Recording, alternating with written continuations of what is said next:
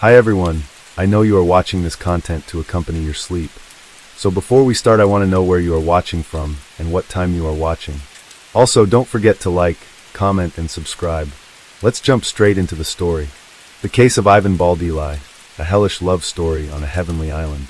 Sometimes the search for paradise on Earth can lead one straight into a real-life hell from which escape is impossible. However, it's only fair to note that a significant factor in this journey is who accompanies you in search of this paradise. Choosing a companion should always be done with the utmost care and caution. Yet sometimes, even the person who seems closest and dearest can turn into a true, merciless monster. The tale of Ivan Baldeli and Brian Brimmager began like something out of a fairy tale. Ivan thought she had found true love, for which she was ready to run to the ends of the earth. However, from the very beginning, her relationship raised concerns among Ivan's family, who disapproved of her partner. Unfortunately, the family's worries were not unfounded. This complex case started in 2011, when a happy and in-love Ivan left with her beloved for a tropical island. As it turned out, she was heading straight towards her own demise. Only several years later, disfigured fragments of her body were discovered in the swamp, bagged alongside the remains of her cherished pets. Ivan's family exerted considerable effort to achieve justice, efforts that cost another family member their life. Who is Ivan Baldeli? Ivan Olivia Baldeli Mayfold was born on June 30th, 1969, in a small town in the southern part of sunny California. She was the third and youngest child of Marjorie and James Fold, growing up alongside her older brother Michael and sister Michelle, with whom she shared a close bond from childhood. When Ivan was 13, her mother passed away after a long illness. A year later, her father remarried to Lillian Faust, and the grown children developed wonderful relationships with their stepmother, a kind and caring woman who loved her husband's children as her own. Ivan received a solid education and explored several career paths, but her main passion was always fashion design, and she dreamed of turning her hobby into a profitable business. However, luck never seemed to be on her side when it came to her personal life. She was married twice, but both marriages ended in separation. Additionally, a surgery she underwent in her youth, followed by complications, left Ivan unable to have children. After divorcing her second husband, Kevin Baldeli, in 2007, Ivan lived alone in her small apartment with her beloved dog, whom she affectionately called her child. She remained in constant contact with her father and sister, calling them almost daily and making an effort to see her family at least once a month. Meeting Brian and the love triangle. In 2009, as Ivan was preparing to celebrate her 40th birthday, she met a Marine named Brian Brimmager. At that time, he was legally married and raising a young son with his wife. Despite this, Brian was open to having an affair and shared with his mistress how unhappy he was in his marriage, claiming he hadn't filed for divorce solely because of his child, whom he didn't want to distress. Baldeli fell for this fit and handsome man at first sight and believed every word he said. Having experienced the pain of a loveless marriage herself, and knowing how hard it can be to leave such a relationship, she didn't rush her partner, believing that the presence of a child was indeed the main obstacle. However, Brian wasn't as straightforward and sincere as he appeared. From a young age, his attractive looks had made him very popular with the opposite sex. He was accustomed to juggling multiple relationships simultaneously and expertly deceived the women who fell for him, promising each one marriage, a family, and eternal love. It soon came to light that the married Brimmager was not only seeing Ivan, but also had another mistress. This other woman was Christine Verhoeven, a stunning blonde with extensive connections. She was an analyst at the White House and had made a remarkable career during George W. Bush Jr.'s administration. When Ivan discovered the existence of another rival, she decided to confront the issue head-on and was ready to fight for the man she loved. Gathering her courage, she called her lover's wife to inform her that Brian was cheating on her with not just one, but two women. This revelation sparked a major scandal, forcing Brian to make a difficult choice. Eventually, he chose Ivan, though it's possible she pressured him into making this decision. A few months later, Brian officially divorced his wife and moved in with his new love interest. At that time, he was still serving in the Marines, but had been contemplating ending his military career for a while. The couple seemed genuinely happy, but Ivan's relatives remained wary of her new partner, doubting the sincerity of his feelings. Moving to a tropical paradise. In the summer of 2011, Brian began to talk about radically changing his life, leaving the service, moving away from the bustling city and settling down on the tropical island. Ivan shared his sentiments, supported him in everything, and was ready to follow him wherever and whenever he decided. She believed she had met the most important man in her life and adored him. By September of the same year, the decision was final. The couple chose to move to Panama and settle on the small island of Caranero, a place that could truly be called a paradise. Ivan informed her family just before leaving, so they had no chance to persuade her to reconsider. Ivan sold her apartment, quit her job, and started packing for the journey. She took only a few bikini, shorts, tank tops, and her sewing machine, hoping to fulfill her dream of opening a small boutique to create and sell custom outfits to tourists on the new island. In early September, Brian, Ivan, and her beloved little dog flew to Panama. They spent a couple of days in the country's capital before taking a ferry to Caranero Island, where they rented a house right on the oceanfront. The climate was hot and humid with little temperature variation, attracting a steady flow of tourists throughout the year, primarily diving and surfing enthusiasts. The island was just 1 square kilometer, so one could leisurely walk around it in about an hour. All the infrastructure was located along the coast, while the interior was dense jungle and swampy areas teeming with venomous snakes, spiders, and other wildlife, making it unsafe to venture into. Brian, who had been an excellent guitar player since his youth, brought his instrument with the intention of starting a musical career on the island, performing in entertainment venues. Within a week after moving, he had made connections with several local bar owners, and one of them happily offered him a job. He played in the evenings, entertaining the crowd, but his appreciative audience often bought him drinks as a compliment, leading him to drink heavily almost daily.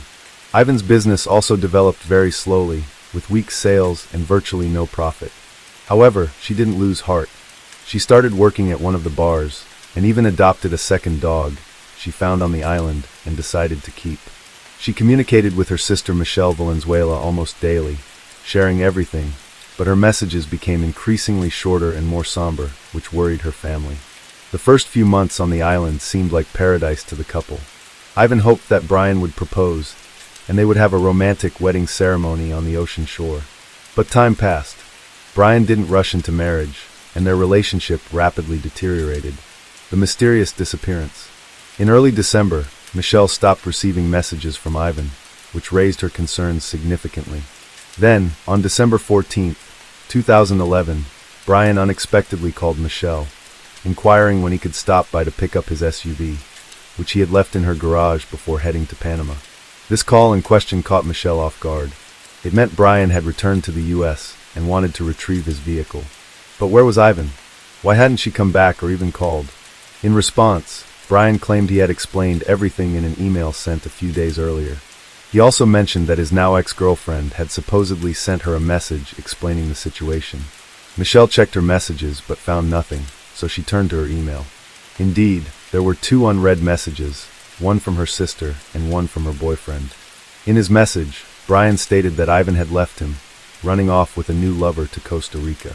The other message, supposedly from Ivan, claimed she had left Brian upon discovering his infidelity and learning that another woman had given birth to his child.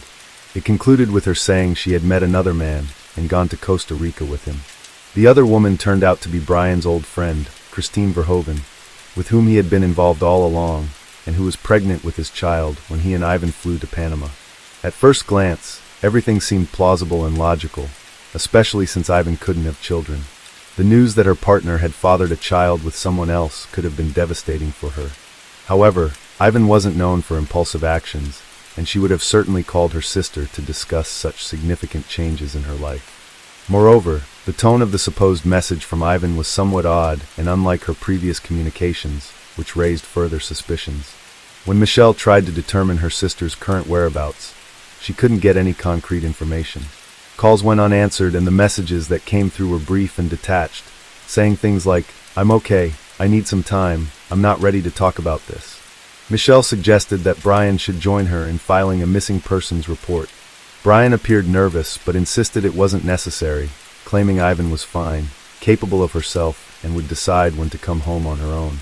Despite Brian's reluctance even to discuss the matter and his hasty departure after picking up his vehicle, a message from Ivan's phone soon arrived, stating she planned to return home in January for their father's birthday. This message provided Michelle with some relief, and she decided to wait a few more weeks, hoping Ivan would return as indicated in the message. Search efforts and surprising discoveries. By mid-January, not only had Ivan not returned home, but she also hadn't called even once during that time, and her messages had completely stopped. Moreover, Michelle was shocked to learn that Brian had gotten married to the mother of his child, Christine Verhoeven, right before the new year, which seemed very odd since he had parted ways with his former girlfriend just a few weeks before the celebration. Concerned, Michelle finally went to the police and reported her sister missing, suspecting that Ivan had not gone to Costa Rica. An official inquiry sent to Panama confirmed her fears. It was definitively established that Ivan Baldelli had not left the country. Valenzuela then turned to her cousin, a programmer, to help trace the IP address from which Ivan's messages were sent, determining their actual origin. It turned out the emails, supposedly sent by Ivan from Costa Rica in December, were actually sent from Dana Point, California, where Brian was located. The same IP address was used for an email sent by Brian himself. With the situation becoming increasingly alarming, Michelle hurriedly informed the police about her discovery. Valenzuela reached out to the FBI and the State Department, sharing her suspicions that Brian had harmed her sister in Panama, and then continued to send messages from her phone and email, pretending to be her for about a month. However, there was not enough solid evidence at the time to arrest him, so law enforcement could only interview him and continue gathering proof of his guilt. It was revealed that Brian had proposed to Christine while still in Panama with Ivan. He promised Verhoeven that he would soon return, they would get married, and raise their daughter together. Moreover, Christine was unaware that her child's father had gone to the island with another woman, as he had told her he was there on business. The family's own investigation 2 months after the woman's disappearance, her sister and niece personally flew to Panama. There, they sought the expertise of Don Winner, a former U.S. intelligence officer turned investigator specializing in locating missing U.S. citizens. They shared the story of Ivan's disappearance and the version of events provided by Brian. Winner, after listening to them, immediately expressed concern that the chances of Ivan being alive were slim. With vast experience in such investigations and leveraging his connections, Winner decided to put pressure on the Panamanian government and publicize the case, turning the disappearance of an American woman into international news. A press conference was also organized with the participation of Ivan's family members. Later, Ivan's father, stepmother, brother, and several other relatives and close friends arrived in Panama to join the search and assist the investigation. Together, they went to the tropical island of Caramaro, combing it thoroughly, yet they found no trace of Baldelli. Their search efforts were hampered by dense undergrowth and swampy marshes teeming with wildlife. In addition, the family questioned the island's residents about how well they knew Brian and Ivan and what they could say about them. It turned out that the couple had recently been heavily indulging in alcoholic beverages and were frequently involved in loud disputes, unconcerned about those around them. Almost daily, they were seen in bars drinking alcohol and having heated arguments. Furthermore, people began to notice bruises and scratches on Ivan's face and body. She almost never took off her sunglasses, seemingly to hide the bruises under her eyes. The landlord of the house the couple had rented confirmed that neighbors regularly complained about the noise, screams, and cursing coming from their residence. Simultaneously, FBI agents brought a special team of divers to the island to scour the waters around it for any potential evidence or remains of the missing woman. Unfortunately, these searches too did not yield any success. The prime suspect and the first solid evidence. From the outset, Brian was the prime suspect in the case, but there was nothing concrete to charge him with. He denied any involvement, consistently recounting the same story about his ex-partner running off with another man. It wasn't until September 21st, 2012 that Bremiger was finally interrogated, and a search was conducted in his home. At the time, his wife Christine was at work, while Brian was unemployed, staying at home with their child and indulging in his favorite pastime, playing golf. Initially, he appeared confident, repeating that Ivan had left him after finding out about his child with another woman. However, he became visibly nervous when the police mentioned that the last messages sent in Ivan's name came from his area, and expressed interest in examining the laptop found on his table. The seized laptop turned out to belong to Ivan, with messages sent from it after she supposedly fled. A photo of the missing woman with a bruise under her eye was found on the, as well as a screenshot of a conversation from November, where Brian and Christine discussed their ongoing affair and shared daughter. presumably how Baldelli learned about them. Moreover, the laptop search history from November 26, 2011 contained queries such as how to clean blood and how to remove blood from a mattress. These pieces of evidence were significant but circumstantial, since neither a body nor a mattress with bloodstains was found. The fact that Brian had been sending messages pretending to be Ivan didn't definitively prove him guilty. Soon, Don Winter discovered that before leaving Panama, Bremiger had sold a machete he owned. In an online conversation with a potential buyer, he joked that he had used it to finish off a stripper. The joke was macabre, prompting authorities to track down the new owner of the machete and seize the blade for examination, which initially revealed nothing conclusive. The police overlooked another crucial detail, Ivan's bank card, which Brian used after her disappearance. To add credibility to his story, before returning to the States, he decided to make a trip to Costa Rica and use the missing woman's card a couple of times, creating the illusion that she had indeed fled to that country. He paid for his tickets in cash and withdrew money from different locations in San Jose, draining the card before discarding it. However, Bremiger failed to consider that he was captured on surveillance cameras at the ATMs. It wasn't until July 2013, a year and a half after the woman's disappearance, that her relatives, armed with all the evidence gathered by the police, FBI agents, and Don Winter, finally managed to secure Brian's arrest. Initially, he was detained on charges of making false statements and obstructing the investigation, as there was nothing more substantial to charge him with at that time. By then, he had become a father for the second time. Christine had given birth to a son just a week before his arrest. Authorities attempted to engage the suspect in a candid conversation, offering him a chance to confess to the crime and disclose the location of the body, but Brian consistently denied any wrongdoing. His lawyer also insisted on the absence of a body or direct evidence, proving Ivan's demise and Brian's involvement in it. The gruesome discovery in the swamp just 2 months after Bremiger's arrest, a significant breakthrough occurred in the case. On the island of Caronero, a worker taking a shortcut wandered into the swampy underbrush and spotted an army backpack barely visible above the water's surface. Driven by curiosity and hoping to find something valuable or useful inside, he looked in the bag, only to recoil in horror at the sight of a human skull staring back at him. He immediately reported his find to the police, and responding officers took the backpack for examination. Inside were fragments of a human body along with the remains of 2 small dogs. The remains had been chopped up, placed in the bag, and discarded in a location where it was assumed they would never be found. DNA testing confirmed that the human remains belonged to Ivan, although limbs were missing. Pathologists also determined that she had been brutally beaten before her demise, with a broken nose, cheekbone, and several missing teeth. The demise of the dogs was probably orchestrated to lend credence to the narrative, as it seemed implausible that she would willingly leave behind her cherished pets on the island, suggesting a scenario where they were eliminated and laid to rest alongside their owner. When the chop marks found on the victim's bones were matched with the blade of the machete, there was no doubt. The body had been dismembered using this weapon, as each blade has its own signature, akin to a person's fingerprints. With this evidence, Brian was formally charged with murder, dismemberment, and concealing a crime. The trial and verdict in early 2014, Michelle Valenzuela was diagnosed with an advanced stage of aggressive cancer. She had been so consumed by the investigation into her sister's case that she neglected her deteriorating health, postponing visits to the doctor. After undergoing intensive treatment for about 6 months and realizing it was in vain, she decided to dedicate the last months of her life to seeking justice for her sister. In September 2014, when doctors told Michelle she had only a few weeks left, she declared that although she was losing her battle with the disease, she would continue to fight for her sister until her last breath. Choosing to make her testimony in front of Brian, she detailed everything she knew and submitted all their correspondence with Yvonne to the court. She meticulously described Brian's actions after her sister's disappearance and then fainted from weakness. Michelle passed away 3 days later.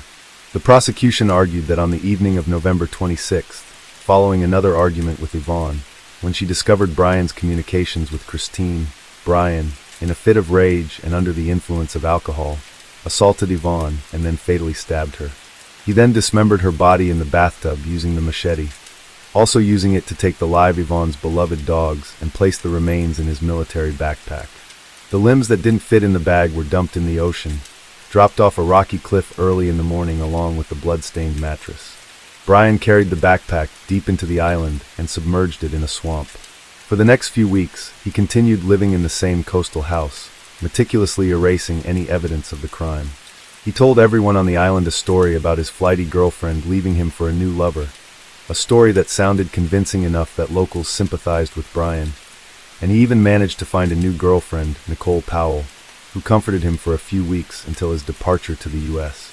However, at the trial, Nicole testified against Brian, accusing him of lying and cruelty. Faced with irrefutable evidence, Brian was forced to admit his guilt, but insisted that it was self-defense, claiming Yvonne had first attacked him with a knife, which he then used against her.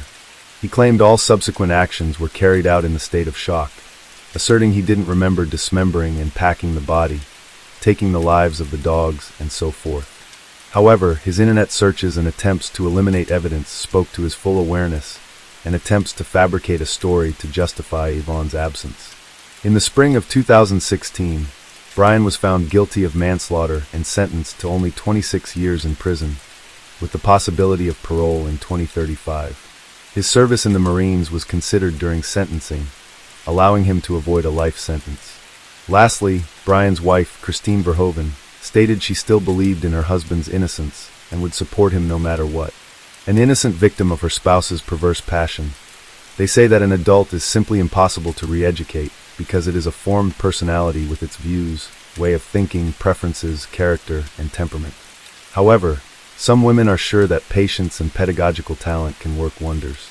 More experienced women realize that it is important from the very beginning to consider the man who is next to her, to study his shortcomings, and to understand whether she can live together with them, because falling in love and passion will pass, and the negative qualities with age will only worsen.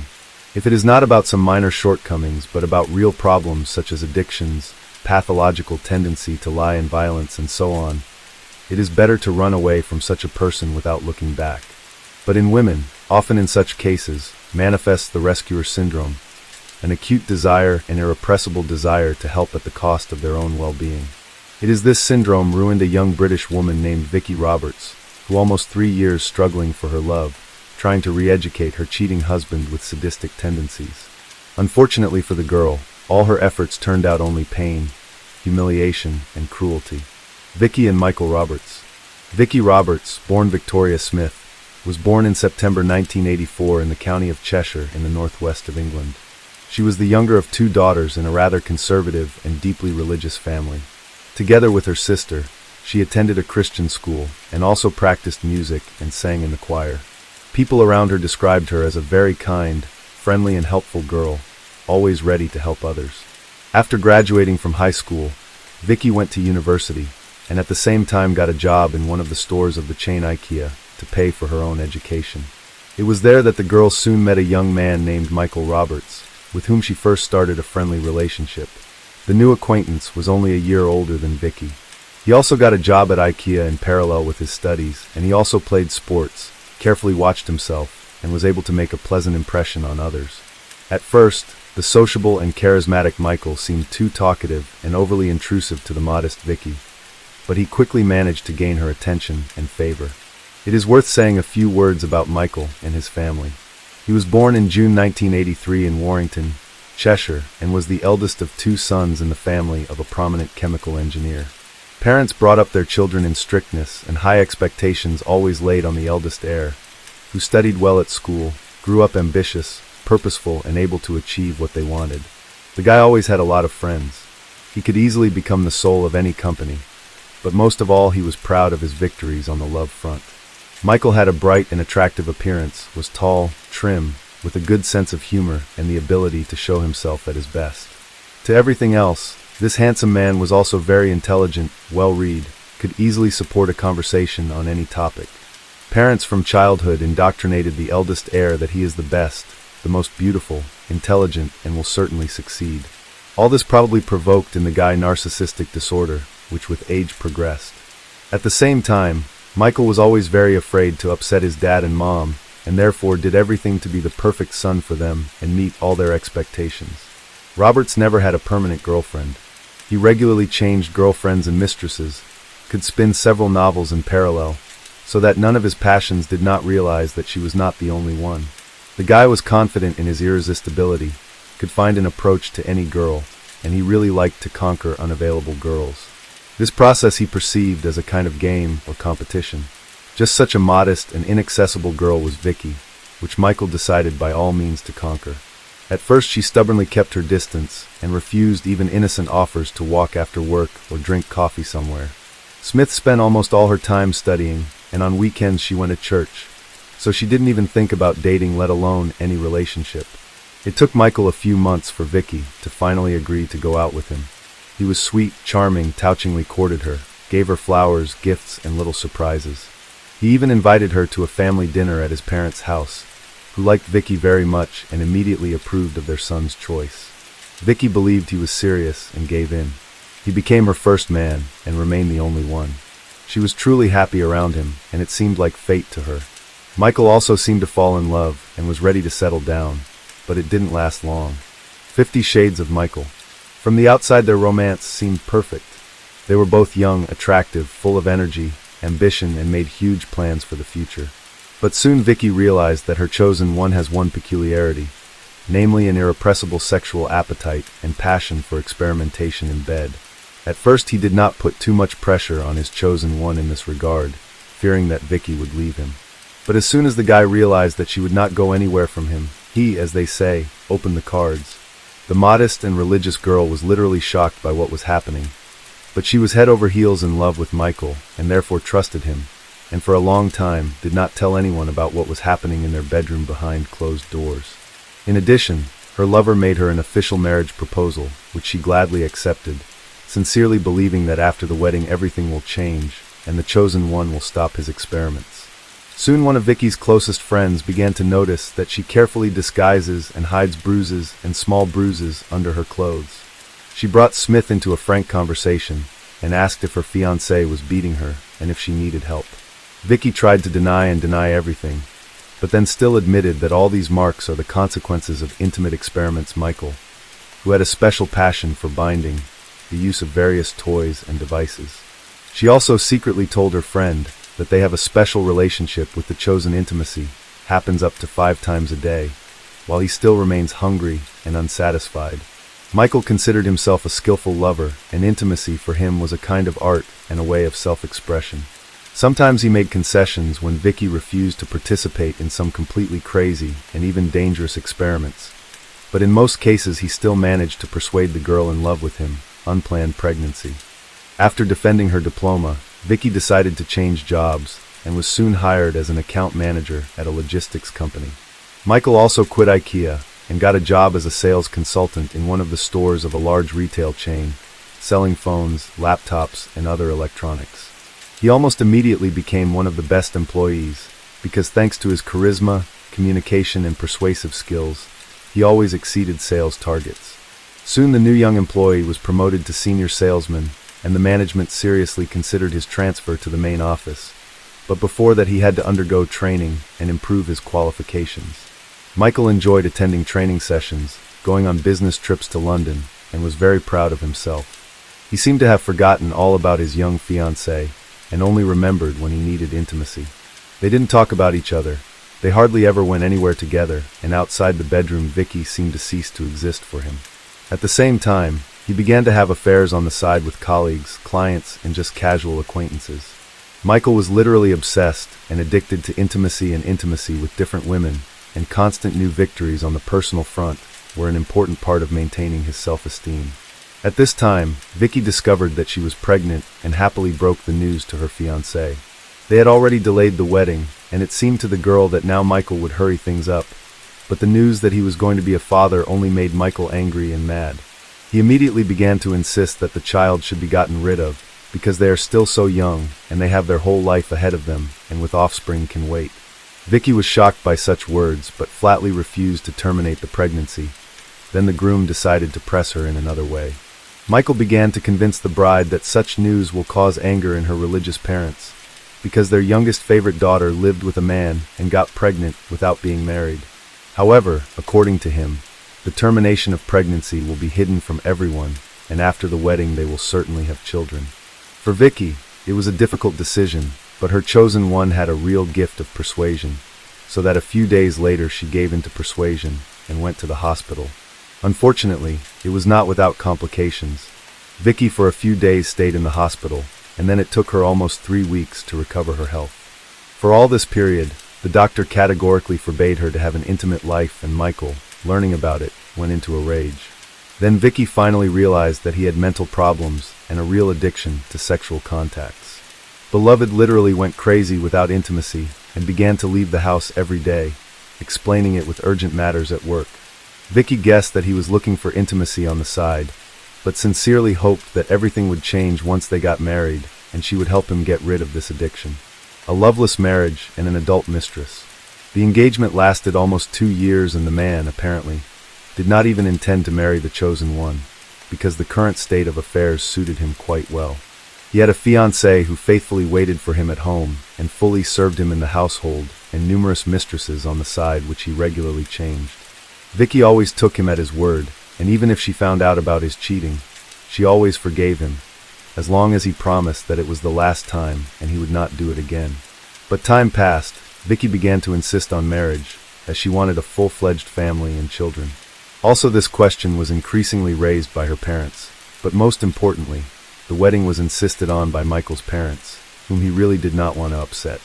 Modest and sweet Vicky, they liked them very much, and they considered her a great couple for their son, and were constantly interested in when they will get married and make them happy with grandchildren. Not without the help of their parents, the couple organized a lavish wedding with a white dress, limousine, and a beautiful away ceremony. The newlyweds looked in love and happy.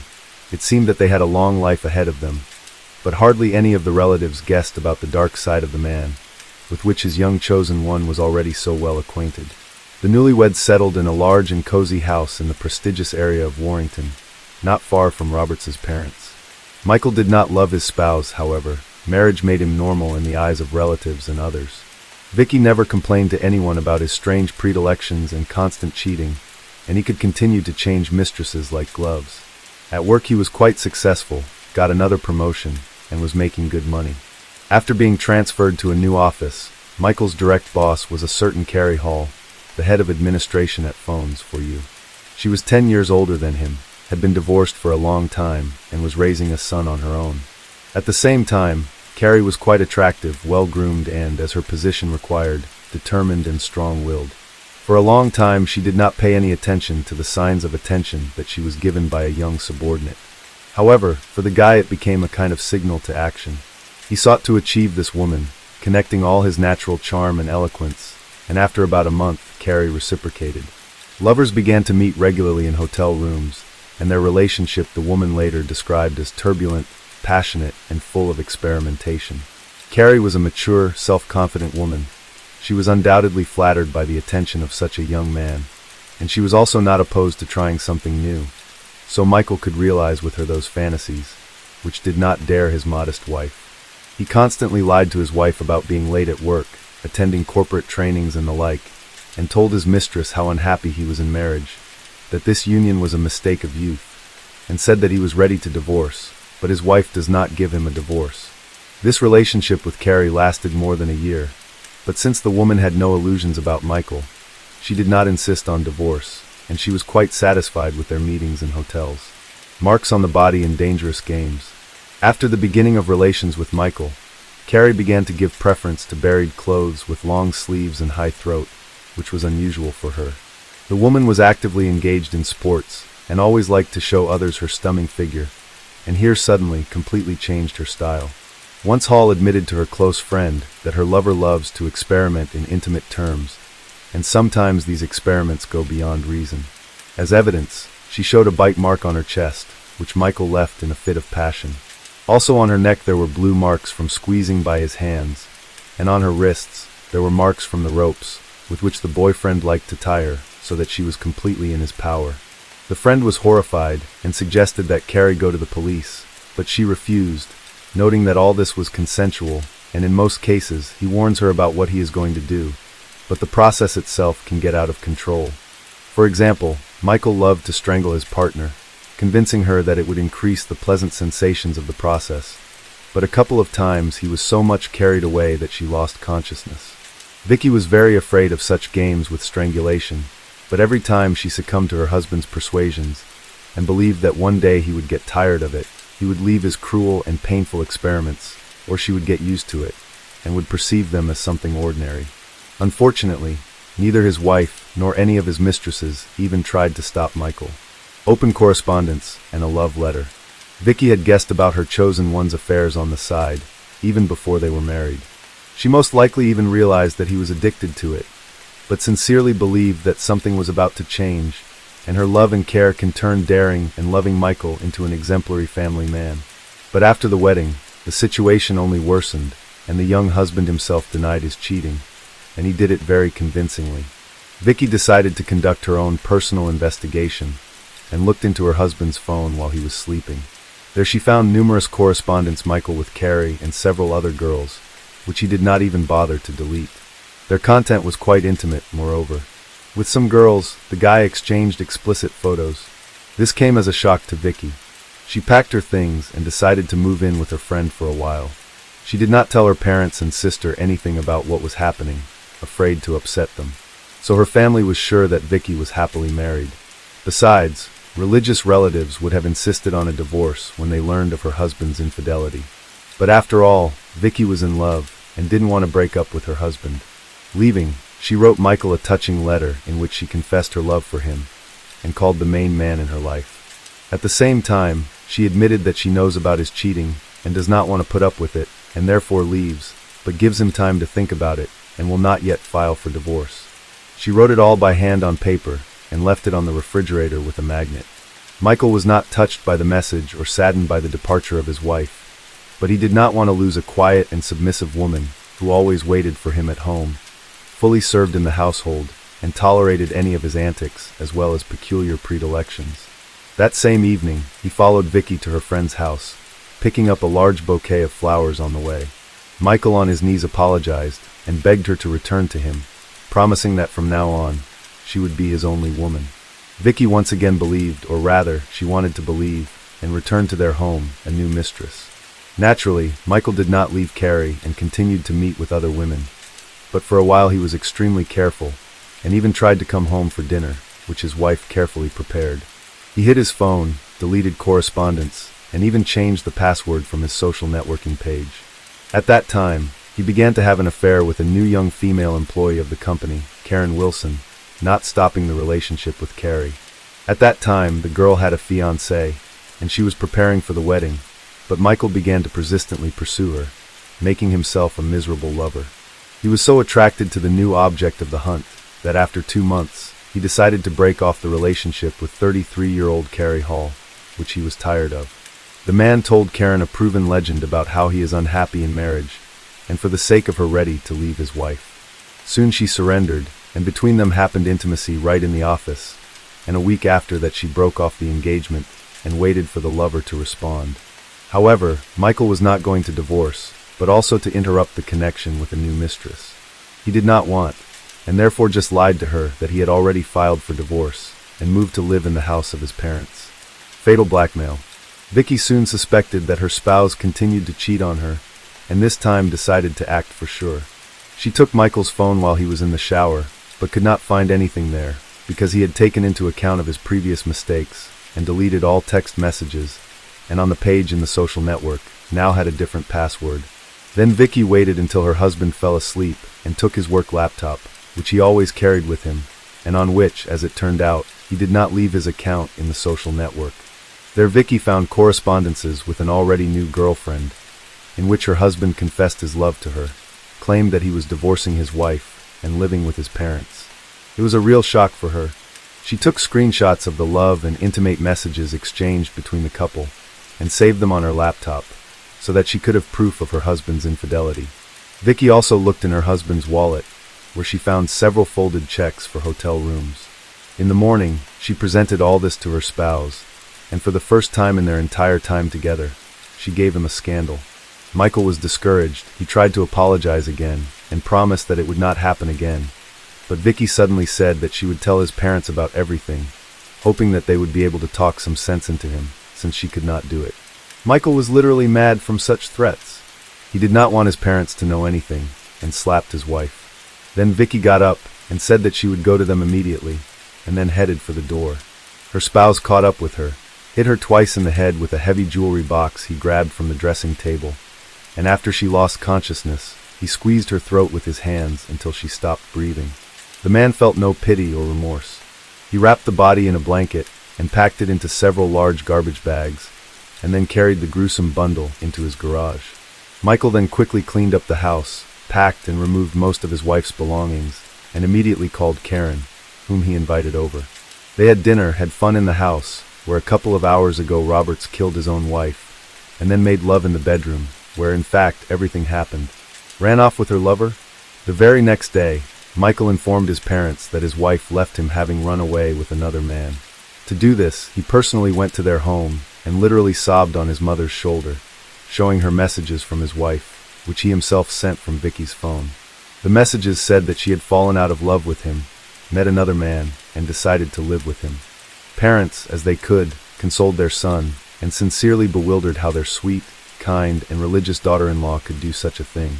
In parallel with the phone of the deceased, Michael sent messages in her parents, which said that she fell in love with another, left with him, and asked for now not to bother her and give time. Naturally, the couple Smith immediately rushed to call their daughter to find out everything and hear her explanations, but the calls were constantly rejected, and in response only came messages asking to give her time. This seemed very strange to Vicky's parents, and they went to Michael's house to talk to him, but his story only raised more questions and doubts. And after they found out that Vicky was not showing up for work without saying anything to anyone, they decided to go to the police. An investigation, a gruesome discovery, and an escape. On the 1st of December, 2009, Michael bought a shovel, several meters of rope, as well as rags and detergents from a hardware store. However, he did not manage to get rid of the body, because on the same day the police visited him at home. Then the police could not find anything suspicious, but Michael's behavior and story raised a lot of questions and doubts. However, the strangest thing was that they did not pay attention to the huge package in the corner of the garage during the inspection. In the house, there were no clothes, documents, and personal belongings of the missing woman, which could indicate that she had left, but Vicky's laptop was in the bedroom, and the police seized it for inspection. There, they found screenshots of Michael's correspondence with his mistresses, which Vicky had saved, and then decided to make a geolocation request of Vicky's cell phone, from which regularly came messages to her husband and relatives.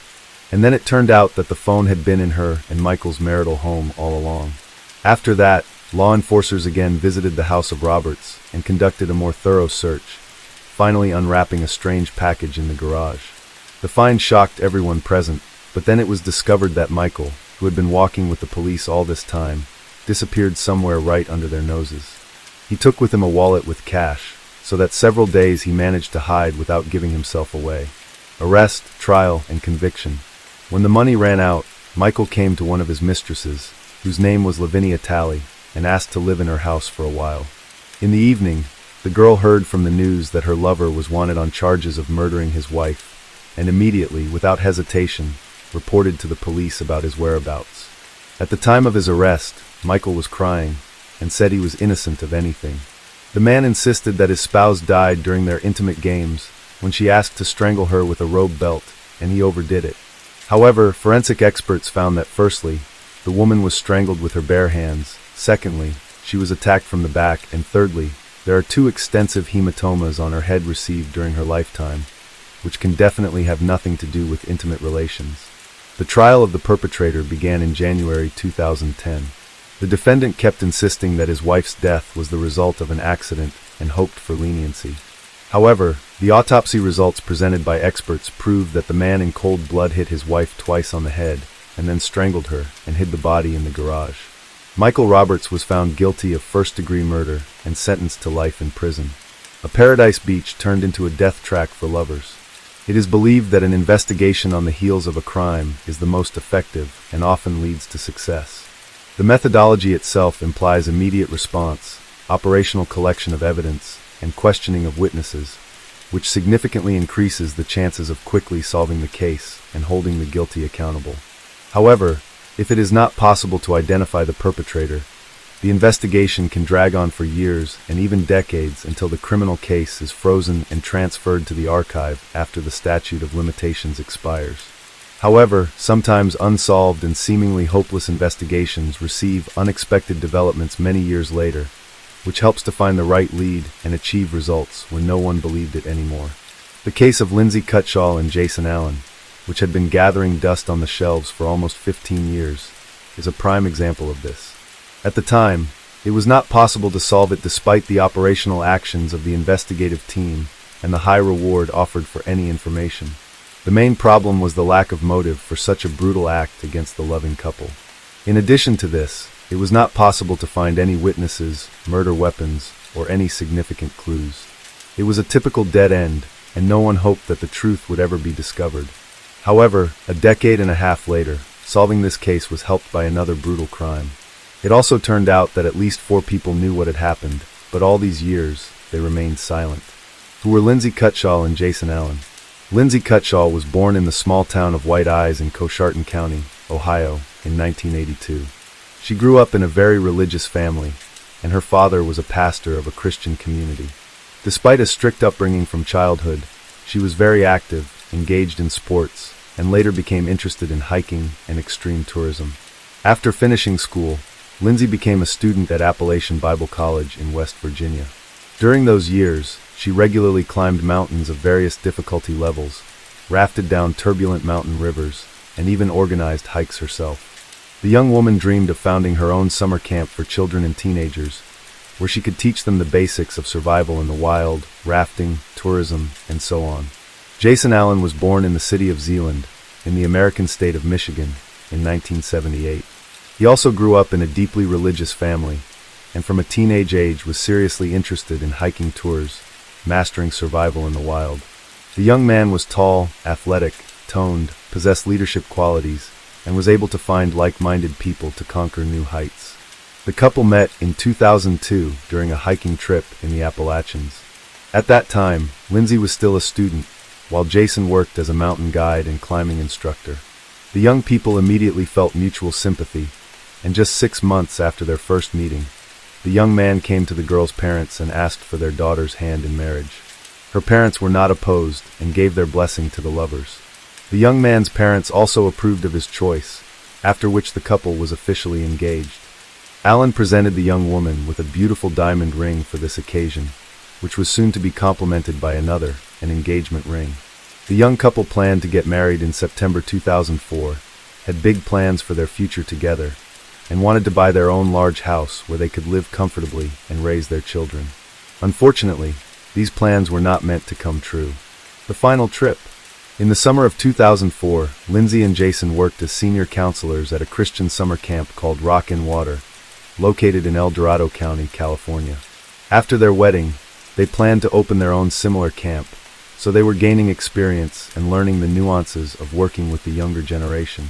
On the evening of Friday, August 14th of that year, the couple decided to take a weekend trip to the San Francisco area. They informed their colleagues of their plans in advance, leaving 2 of the most experienced counselors in charge of the camp. Lindsay and Jason promised to return by Monday, so their short journey was expected to cause no complications either for the couple or for their temporary replacements. They set off in a 1992 red Ford Tempo, owned by Lindsay, and that was the last time anyone saw them alive. By Sunday evening, the counselors had not returned to the camp, but no alarm was raised then, as everyone was confident that the couple would arrive either late at night or early Monday morning. However, when it was discovered after the morning roll call at 8 a.m. that Jason and Lindsay were still missing and their phones were unreachable, their colleagues decided to contact the police and also inform the missing couple's families about the situation. The parents, horrified upon hearing the news, rushed to the camp to learn more about the incident. Everyone knew that the couple was very responsible in their duties. They were never late, and if any unforeseen circumstances had occurred, they would have found a way to communicate that. The challenging search upon arrival at the camp, law enforcement officials interviewed the couple's colleagues, and the investigation immediately encountered a serious problem. No one could precisely say where the young couple had gone. It was only known that they planned to explore around San Francisco, and given their great love for adventure and extreme leisure, They could be in the most remote corners where there was neither communication nor civilization. While the police waited the legally mandated 2 days during which the missing were expected to report themselves, relatives and friends decided not to just sit back, but to organize a search themselves. They called everyone they knew, trying to find out when the couple last made contact with anyone, distributed flyers with photos of the bride and groom, and requested anyone who might have seen them to respond immediately. By Tuesday, law enforcement had joined the search operation. The main search unfolded around San Francisco, its suburbs and surroundings. However, the area was vast, and it was simply not possible to thoroughly comb through it. Then, one of the friends noted that the couple loved the wild, rocky beaches that were always beautiful and secluded, prompting the police to focus on these areas. Bodies in sleeping bags. For several days, the search yielded no results, and the hope of finding the couple alive was diminishing rapidly. Then, on Wednesday, August 19th, a patrol helicopter flying over one of the rocky, wild beaches reported that 2 bodies were found in sleeping bags on the desolate coast, and it seemed unlikely they were just resting there. The first thing police encountered upon arriving at the scene was a red Ford Tempo parked on a cliff near a lookout point in a small shelter for tourists, from which a steep trail led directly to the scenic, wild beach. The car was immediately checked in the database and found to belong to the missing student, Lindsay Cutshall. Descending the trail to the beach, law enforcement found 2 bright sleeping bags containing individuals. At first, it might have seemed they were merely sleeping, but no response came to calls or noise. Approaching closer, the officers saw that the sleeping bags contained a young man and woman, both showing no signs of life. A brief initial examination suggested that their lives had been taken by gunshot wounds to the head, and given the distinctive smell of decomposition, they had been there for more than a day. All the belongings of the deceased, including mobile phones and wallets containing bank cards and cash, were found beside them. Therefore, a robbery as the main motive was almost immediately ruled out. The keys to the parked car above were also visibly placed, ruling out car theft as a motive. Investigators immediately suspected that the deceased were the same young people who had gone missing last week near San Francisco. Their suspicion was confirmed by documents found nearby under the names Lindsay Cutshall and Jason Allen, but the bodies still needed to be identified by relatives. The arriving parents of the couple, who had hoped until the last that the remains belonged to someone else, were devastated by grief upon recognizing their children. Investigation and initial theories. Thus, theories involving robbery or an attempted carjacking were dismissed since all valuables, money, and keys were left untouched in plain sight. Moreover, forensic analysis revealed no signs of physical assault or intimate assault on the bodies, except for the gunshot wounds to the head. It appeared that Lindsay and Jason were simply sleeping peacefully at the time of the incident and did not have a chance to react. They made no attempt to defend themselves, flee, or even get out of their sleeping bags. Everything pointed to a swift act that resembled an execution or vendetta. But who could have taken the lives of 2 individuals in such a brutal manner, and why? The questions multiplied, but no answers were forthcoming. There were no signs that anyone else had stayed in the area. The beach was quite secluded, and accessing it via the steep trail was challenging. Despite efforts, no shell casings were found nearby, leading investigators to theorize that the shooter either took them or threw them into the ocean. The shots had been fired at close range into the heads of the sleeping tourists, indicated by specific traces, so the casings, if not deliberately moved, would have been nearby. Interestingly, the beach appeared quite clean, yet a few meters from where the sleeping bags with the bodies were found, an empty beer bottle lay. The deceased did not drink alcohol as they led a healthy lifestyle, suggesting the bottle might belong to the mysterious shooter. This particular brand of beer was rarely found in the area and likely came from a neighboring state. As no other clues were found, this bottle was considered a significant lead, although it was unclear whether it had any connection to the shooter or the crime. A theory was proposed that the deceased might have had a conflict with someone the day before the tragedy, and their opponent returned at night with a weapon to settle the score. Although Jason and Lindsay were very friendly with everyone, it was not excluded that they might have inadvertently displeased someone either in appearance or for some other reason. Additionally, the shooter could have been intoxicated or mentally unstable. From the bullets extracted from the victims' skulls, experts determined they were fired from a Marlin brand rifle .45 caliber, model 1894, produced by Marlin Firearms Company. This was a rare weapon that might have been part of a collector's arsenal. Such models were typically used for hunting. This clue was significant for the ongoing investigation, but it remained the only one for the time being. Investigators speculated that the shooter was likely a male acting alone. He could have been a hunter, collector, or firearm enthusiast. The couple's route, search, and witness interviews. The investigation now aimed to establish the route the couple had taken, who they might have contacted, and when they were last seen alive. The first task presented few issues, as the couple had taken numerous photos, and their camera remained untouched among their personal belongings. Additionally, in the tourist cabin near the lookout point where they parked their car, there was a guest book where visitors could leave notes. The engaged couple had written a couple of entries expressing that it was one of the best weekends of their lives, filled with love, happiness, and the discovery of perhaps the most beautiful beach they had ever seen. It was discovered that on Saturday the couple had stopped at a fishing pier about 20 miles from where their lives were ultimately taken. This was evidenced by the photographs they had taken there, prompting law enforcement to visit the area and speak with locals in search of potential witnesses. Many remembered the young couple traveling in a red car. They were looking for a place to stay overnight, but found no vacancies in any of the 3 nearby hotels. This was because August is peak tourist season in the area, and most travelers booked their accommodations well in advance.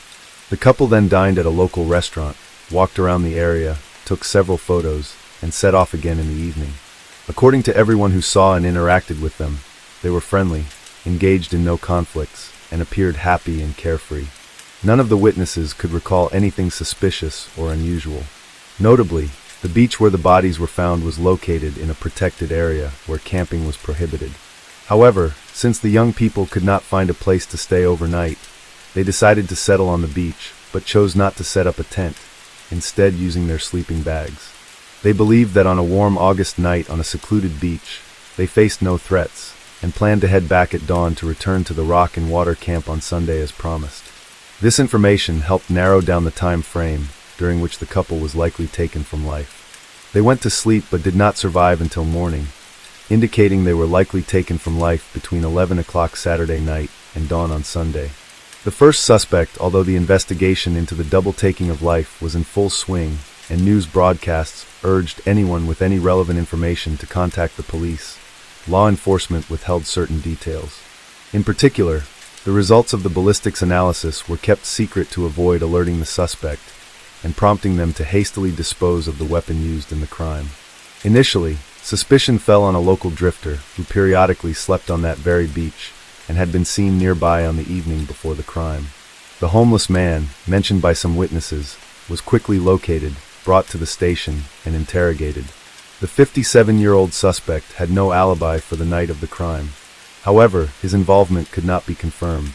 The main reasons were the absence of the weapon used in the crime and the fact that his DMA did not match that found on the beer bottle discovered on the beach. A new phase of the investigation in 2006 for nearly 2 years. The investigation had been at a standstill with no clear direction on how to proceed. Then, in the spring of 2006, law enforcement decided to publicize the data they had on the weapon used in the crime and to reach out again to potential witnesses by offering a $50,000 reward for any useful information that could lead to the perpetrator. Following this announcement, about 1,000 calls came in, but most did not aid the advancement of the investigation. However, law enforcement became interested in 26-year-old Sean Gallen, pointed out by several locals. According to them, the young man collected firearms and bladed weapons, behaved aggressively, was frequently involved in conflicts, threatened acts of violence, and occasionally damaged other people's property. Sean was arrested and questioned. He had previously been on the police's radar for brawling, hooliganism, and driving under the influence of alcohol and drugs. He indeed had an impressive collection of weapons, but the specific rifle in question was not among them. Verifying his alibi from 2 years prior proved impossible, and his DNA did not match the sample found on the beer bottle at the crime scene, so Gallen had to be released. A suspect from another country? Simultaneously, another suspicious and aggressive drifter came under scrutiny, often seen with a firearm, frightening the local residents. His name was Joseph Henry Burgess, and he was 61 years old at the time of the couple's demise. Burgess often ranted about receiving commands from God. It was discovered that in the late 1970s, Joseph lived in Canada, where he also wandered aimlessly.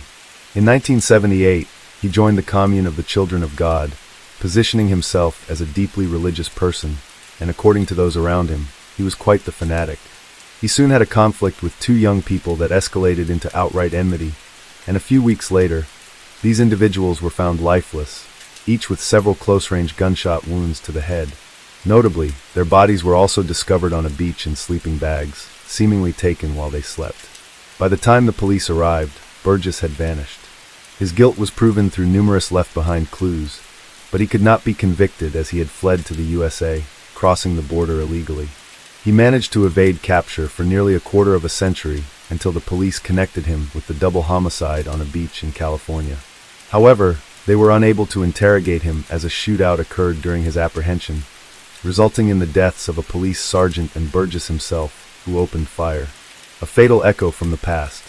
In the spring of 2017, in Forestville, California, a tragedy unfolded one night on March 14th. Gunshots rang out in the Gallon family home, prompting alarmed neighbors to immediately call the police.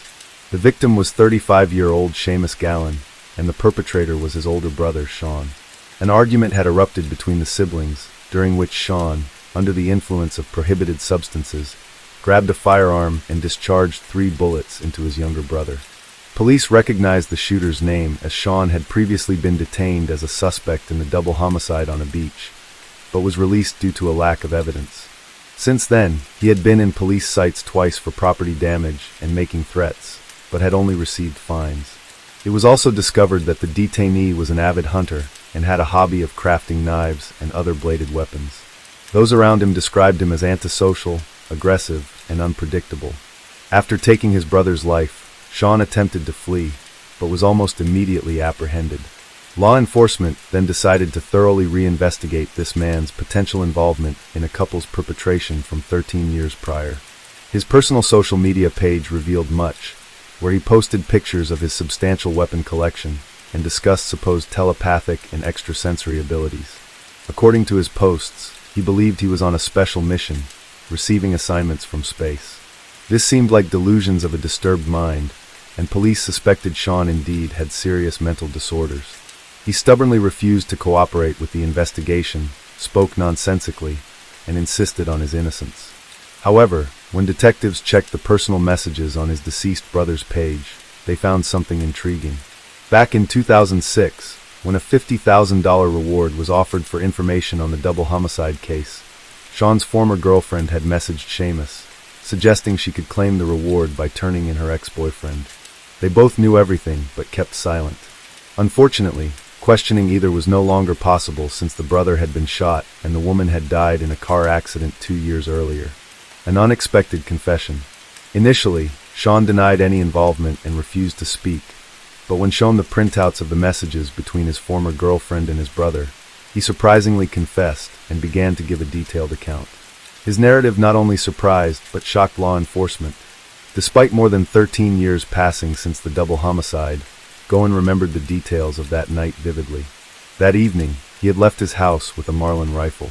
Intending to hunt in a wooded area, he aimlessly wandered for a couple of hours before descending a trail to a wild beach, which, he claimed, was a spot to encounter boars.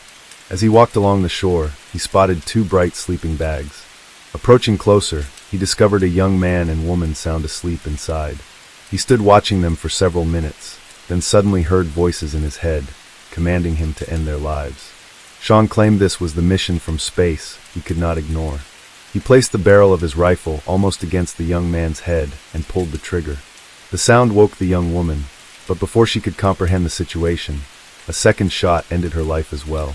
He decided to collect the casings and carried them away in a beer can he had emptied while descending to the beach. Later, according to him, he tossed the can into some bushes in his father's backyard, where he went to give the rifle to his father and ask him to hide it. His elderly father asked no questions and simply buried the weapon in the dirt floor of the cellar in his old barn. Remarkably, Sean's claims were verified. The rifle was found at the site of the now-collapsed barn, and the beer can with the casings still rested in the overgrown bushes in the backyard. The fact that the murderer's father had passed away in 2009 and his property had since fallen into disrepair and abandonment helped preserve these items. It turned out that the bottle found on the beach had no connection to the crime and was mistakenly considered as evidence. Forensic psychiatric evaluation Sean Gowan blamed the voices in his head, which he claimed ordered him to commit acts of violence, and asserted that he was not aware of his actions. His defense attorneys also insisted that Sean was mentally ill and unfit to stand trial. It was up to qualified psychiatrists to determine the truth of these claims. The evaluation revealed that the accused did indeed suffer from a range of mental disorders, exacerbated by the effects of alcohol and prohibited substances. However, at the time of the crime, he acted deliberately, carefully planning each step. Sean was fully aware of how to proceed and how to cover his tracks to avoid police detection. This was precisely why he first ended the life of the young man, knowing that if anything went awry, the woman would not be able to resist. For the same reason, he took the casings with him and prudently gave the rifle to his father, asking him to hide it. According to the psychiatrists, although Gowan had mental deviations, he was competent to stand trial and be held accountable for his actions. What was surprising in this complex case was that his parents, brother, and former girlfriend knew, or at least suspected, that he had committed the double homicide, yet none of them had turned him over to the police. Trial and sentence. The trial of the accused took place in the spring of 2019, nearly 15 years after the brutal act against the couple. On June 17th of that year, Sean Gowan was sentenced to 2 consecutive life terms without the possibility of parole, plus an additional 94 years for the end of his own brother's life in 2017. The convicted man is now serving his sentence in a special prison unit designated for particularly dangerous inmates with mental disorders. He continues to claim that he hears voices and behaves aggressively, hence he is kept under special surveillance to prevent him from harming himself or anyone else nearby. Lastly, it should be noted that the motive for the double homicide was never established. Sean simply saw the couple sleeping on the beach and decided to end their lives.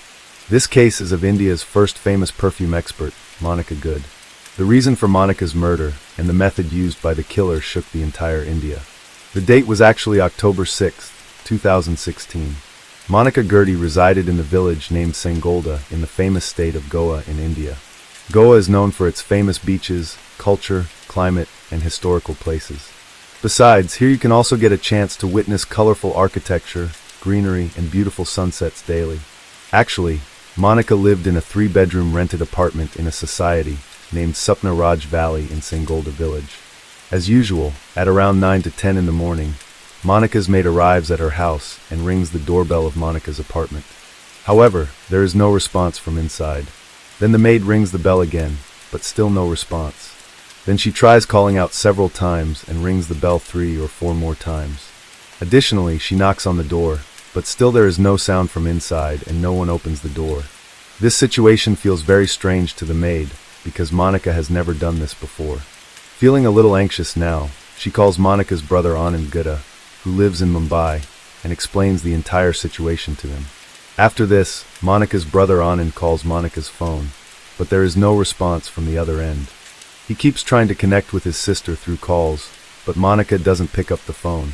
After that, Anand calls Monica's neighbor, who lived in the adjacent apartment, and Monica had also left a duplicate key to her. Shortly after Anand's call, the woman arrives outside Monica's house with the duplicate key. She then opens the door with the same duplicate key, and as soon as Monica's neighbor and her maid enter the house, both scream because Monica was lying straight on the bed, and hands were tied behind the bed, and there was no clothing on the lower part of her body. Additionally, Monica was not moving at all. Seeing all this, Monica's neighbor immediately calls the police. Soon after, the Goa police arrive at Monica's apartment with some lady police officers, an ambulance, and doctors. However, when some doctors cover Monica's body and check her pulse, it is found that Monica has passed away. Afterwards, the dead body is sent for post-mortem, and then the room is searched. The police searched the room, but the surprising thing was that there was no evidence of forced entry anywhere in the entire apartment. There were eggshells in the room, suggesting they had been eaten recently. Then Monica's purse was checked, but apart from some debit card bills, the police found no evidence in it. Now to find evidence, the police consider examining all the CCTV footage in the society, but then they find out that there are no CCTV cameras installed in that society. Besides this, the police also question the people living in Sapna Raj Valley. However, nobody has seen any suspicious person entering or leaving Monica's house in the past day.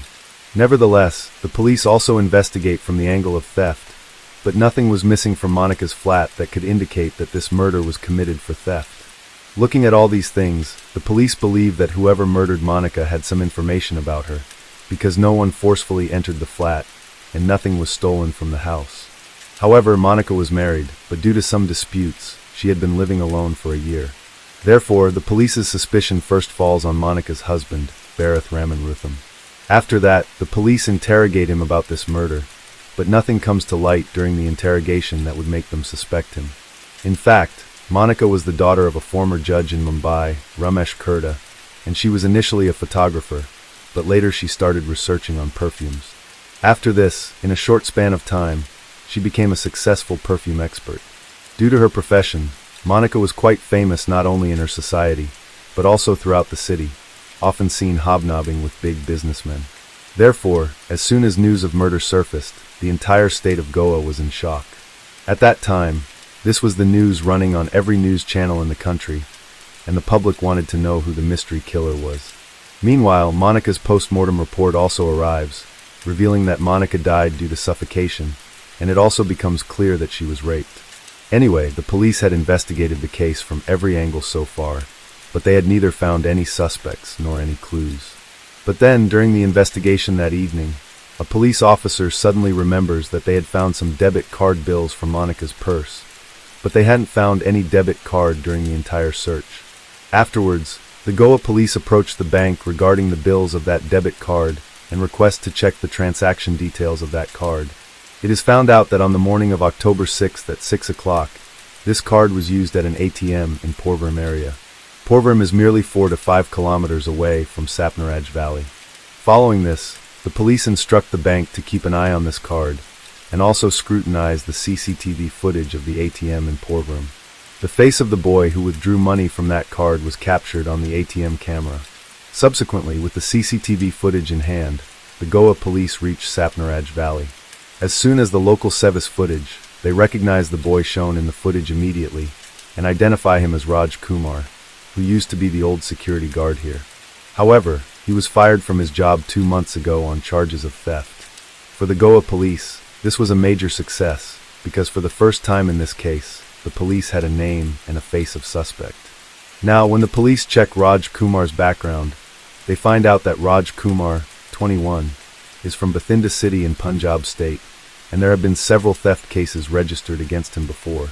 The police had all the information about Raj Kumar, but the challenge now was how to catch him. So, to catch Raj Kumar, the Goa police started waiting for the next transaction from Monica's debit card. Some time passes, and suddenly, the police find out that recently, some money has been withdrawn from an ATM in Bangalore city using this card. Let us tell you that Bangalore city is about 370 miles away from Sangolda village. Upon seeing this, the Goa police immediately spring into action and contact the Bangalore city police. After that, Bangalore police checked the CCTV footage of that ATM, and Raj Kumar's face was clearly visible in the footage of that ATM as well. Following this, Bangalore police took Raj Kumar's photo and began questioning all hotels and lodges around that ATM. After a while, a man at the reception of one hotel recognizes Raj Kumar's photo and says, "Yes, a man with this face is staying in our hotel, but he has gone out for some work right now." Afterwards, some police officers dressed in civilian clothes stand outside the same hotel, waiting for Raj Kumar to arrive. But as soon as Raj Kumar returns to the hotel after a while, the police officers recognize him and apprehend him. Now, because the police officers were in civilian clothes, Raj Kumar doesn't even recognize them. Just like that, on October 8, 2016, 2 days after Monica's murder, Raj Kumar is arrested from a hotel in Bangalore. Then, Goa police are contacted. Afterwards, the Goa police arrive in Bangalore and take Raj Kumar to Goa with transit remand from the court. Now, the interrogation begins, and due to the firm questioning by the police, Raj Kumar admits to killing Monica. When the police ask him why he did it, he narrates his entire story to the police, and the story goes something like this. Actually, in the month of June, 39-year-old Monica decides to shift to Goa for her perfume business, for which Monica starts looking for a rented flat, and on June 7, 2016, she reaches Sapnaraj Valley to see a flat. At the society's gate, Monica meets security guard Raj Kumar, and the society's management had already called Raj Kumar beforehand, informing him that a woman would come to see a flat, so show her the flat. Afterwards, Raj Kumar shows Monica the flat, and after seeing it, Monica leaves from there. But what happens here is that during showing the flat, Raj Kumar falls in love with Monica unilaterally. Now day and night, he kept thinking only about Monica. About 4 to 5 days pass like this, and then one day Raj Kumar becomes very happy, because that day Monica had come to shift to Sapna Raj Valley with her belongings. After that, Monica tells Raj Kumar that the flat he showed her, he has taken that flat. Now because Raj Kumar was very happy, he himself, with the help of 2 people, delivers Monica's belongings to her apartment. Raj Kumar does this because he wanted to see Monica repeatedly, but because he was a security guard, he didn't get many chances to see and meet Monica. But then one day, an idea comes to his mind, and he goes to his manager and says that he wants to do the cleaning and maintenance work of the society's cars along with his duty, because he is in desperate need of money. After hearing Raj Kumar's need, the manager also agrees to his proposal, because he thinks that this way Raj Kumar will earn some extra money, and the needs of the people living in the society will also be fulfilled. However, Raj Kumar had something else in his mind, and after this, he goes straight to Monica's apartment. After that, he tells Monica that now he can also clean her car, but it will cost her some extra money. Monica also agrees to this, because she didn't have enough time to do household chores while handling her business. Now Raj Kumar started cleaning Monica's car, and would use the pretext of exchanging keys to also visit Monica's apartment, where he would see Monica 3 or 4 times a day. But it was due to the cleaning of this very car that one day Raj Kumar loses his job. It so happened that one day, Monica's umbrella went missing from this car. Monica asks Raj Kumar about it, but he says he didn't see any umbrella in the car. After this, Monica complains to the society management and says that today, not only my umbrella, but many other persons' things have gone missing just like before. If such incidents continue to happen in the society, it will tarnish its reputation. Now, after hearing Monica's complaint, the society management takes this matter seriously and begins an investigation. It is then found out that only Raj Kumar used to open Monica's car for cleaning, besides Monica herself. After that, a search is conducted in the guardroom where Raj Kumar used to stay, and Monica's umbrella is also recovered from there. Now, since thefts were already a concern in society, after Monica's umbrella is found, suspicion falls entirely on Raj Kumar. As a result, on July 22, 2016, Raj Kumar is dismissed from his job on theft charges. From here, the story takes a new turn. While Raj Kumar had deeply loved Monica before, now he starts to harbor a significant amount of hatred towards her. However, after being dismissed from his job, Raj Kumar leaves and starts working as a laborer in the Ponda area of Goa, but even there, he only works for a few days. During this time, he meets Monica twice and asks her to withdraw the theft complaint, but Monica flatly refuses. Now, hearing this, Raj Kumar gets even angrier, but he couldn't do anything at that moment. After that, Raj Kumar arrives in Chennai in search of a job, then goes to Mumbai from there, and finally spends some time working in Pune city. Everywhere, Raj Kumar earns his living by doing odd jobs, but when he doesn't find any decent job anywhere, he returns to Goa on the 2nd of October, 2016. But this time, he had something planned in Goa. There was still a lot of hatred against Monica in his mind. The very next day, that is, on the 3rd of October, in the afternoon, Raj Kumar reaches Sapna Raj Valley again. He enters the society through the main gate, and by chance, no one sees him entering. Then he goes straight to Monica's apartment below, but he notices that Monica's car is not parked there. Seeing this, he understands that Monica is not at home at the moment. However, instead of leaving from there, Raj Kumar decides to wait for Monica to arrive in the society.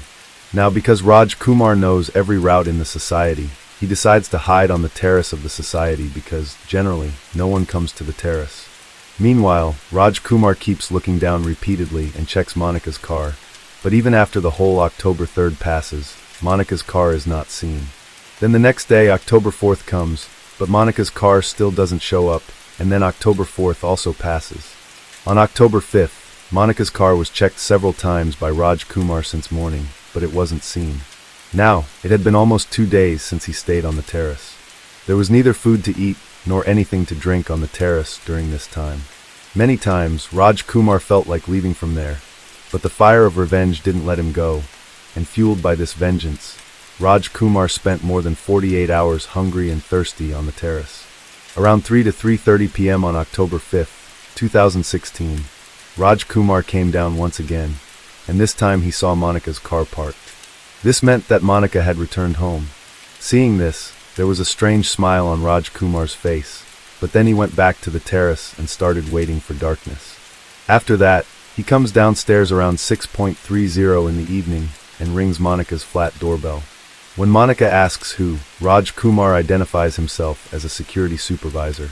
Hearing this, Monica opens the door, but as soon as she does, Raj Kumar forcefully pushes her and then shuts the door from inside.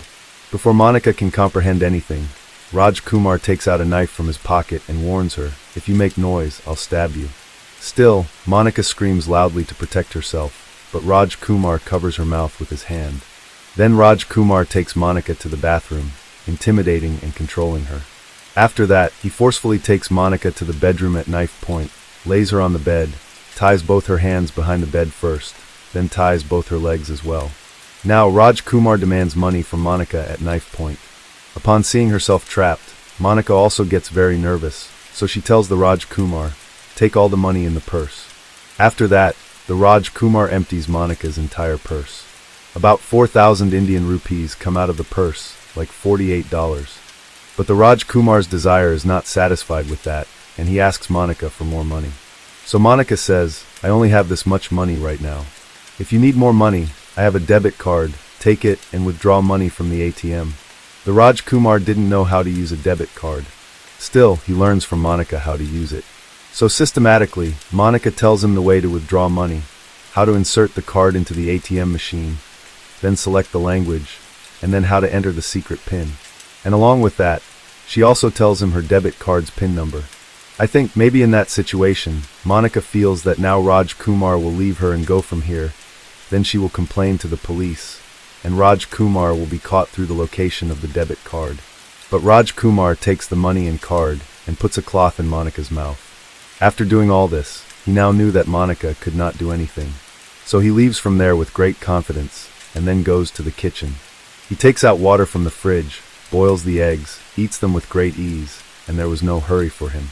He was eating and drinking with great comfort, because he knew that Monica lived alone in that flat. Now he also takes out ice cream from the fridge and eats it. Besides, he also eats chocolate, meaning that all the hunger and thirst he had been suffering for 2 days on the terrace is satisfied now. It was around 12 o'clock at night by all this. When his stomach is full again, he returns to Monica. He takes her phone, although it was locked, but Raj Kumar's unlock it by forcing Monica. Then Raj Kumar opens an adult site on her phone, and forcibly shows her 3 adult videos. Feeling all this, Monica becomes even more anxious because she realized that Raj Kumar was not going to let her go now. Then Raj Kumar unties the rope from Monica's legs and removes all the clothes from her waist down. Then he fulfills his desire that had been in his mind since the first day he saw Monica. It was nearly 2 a.m. in the morning by now, and Raj Kumar had been in Monica's apartment for almost 8 hours when Raj Kumar's desire was filled. He gets nervous for the first time when the question arises in his mind whether Monica knows him well, and if he leaves Monica alive, she will tell the police about it, and then the Raj Kumar will be punished. So the prince lifted a pillow from the same bed and began to suffocate Monica's mouth and kept pressing until she died. Then the Raj Kumar got up from there comfortably and went to the bathroom again. After that, Raj Kumar shaved his beard, then he bathed, and at 3:30 a.m. on October 6, 2016, in the darkness, he sneaked out of the Supna Valley stealthily. Then at 6 a.m., after withdrawing money from the ATM, he went to Bangalore, where the police arrested him. After hearing the entire story, all the police officers were quite surprised. After that, the Goa police gathers all the evidence against Raj Kumar. Then, on January 6, 2017, a 228-page charge sheet is present in court charging murder, rape, and robbery. However, the trial of this case is still ongoing. Let's see when the criminal will be punished. If there is any update in this case, we will update you through the channel's community post. So friends, this was the complete story of the Monica Gurd murder case. In the midst of winter, when families gathered to celebrate peace and joy, a sinister shadow loomed over the picturesque town of Dover, Arkansas. It was December 1987, a time meant for festivity and love, but for one family, it became a scene of overwhelming horror. This is the chilling tale of the Christmas killer Ronald Gene Simmons, a man who transformed the season of giving into a time of unspeakable tragedy. But what leads a person to destroy what they once cherished? What darkness lies within the human mind that can turn a father into a monster? From decorated war hero to a man convicted of the worst family massacre in American history, we'll delve into the depths of a mind clouded by secrets and rage, where the line between protector and predator became fatally blurred. To understand the mind behind the massacre, we must journey back to the origins of Ronald Gene Simmons. His story begins not with violence, but with a seemingly ordinary life marked by service and family. Ronald Gene Simmons was born on July 15, 1940, in Chicago, Illinois. His father died of a stroke when Ronald was 3. His mother got married again in less than a year to a civil engineer for the U.S. Army Corps of Engineers, who was transferred to Arkansas. Little is known about Simmons's early childhood, but it was a life that took a turn towards discipline and commitment when Ronald dropped out of school and enlisted in the United States Navy in 1957 and later the U.S. Air Force. Simmons served with distinction. Over a 22-year career, he received several commendations, including the Bronze Star Medal, the Republic of Vietnam Gallantry Cross, and the Air Force Ribbon for excellent marksmanship. But behind the facade of a decorated military man, there were undercurrents of turmoil. Simmons married Rebecca Ulibarri in 1960 in New Mexico, and together they had 7 children.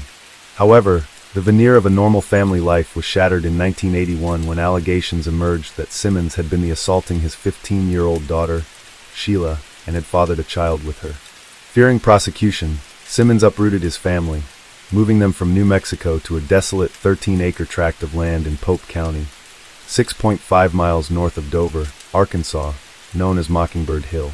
This property, isolated and ringed with a makeshift fence up to 10 feet tall, became a fortress of sorts, a place where Simmons could exert total control. The residents didn't have a phone or indoor plumbing, but what was it that drove a man of discipline and service to the edge of such darkness?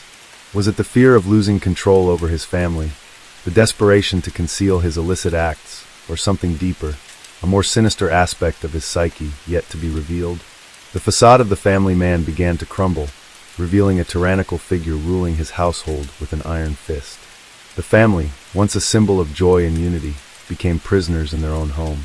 This descent into tyranny was but a prelude to the horror that would unfold, unraveling the chilling transformation of Ronald Gene Simmons from a respected military man to one of the most notorious mass murderers in American history. In November 1979, Simmons retired from the Air Force and military service. He did some low-paying jobs in the nearby town of Russellville, Arkansas. He worked as an accounts receivable clerk at Woodline Motor Freight, but had to resign after multiple reports of inappropriate sexual advances. He worked for about a year and a half at a Sinclair Mini Mart, but had to quit on December 18, 1987, because of low wages. 2 of the elder children, Billy and Sheila, had moved out, got married, and started their own families.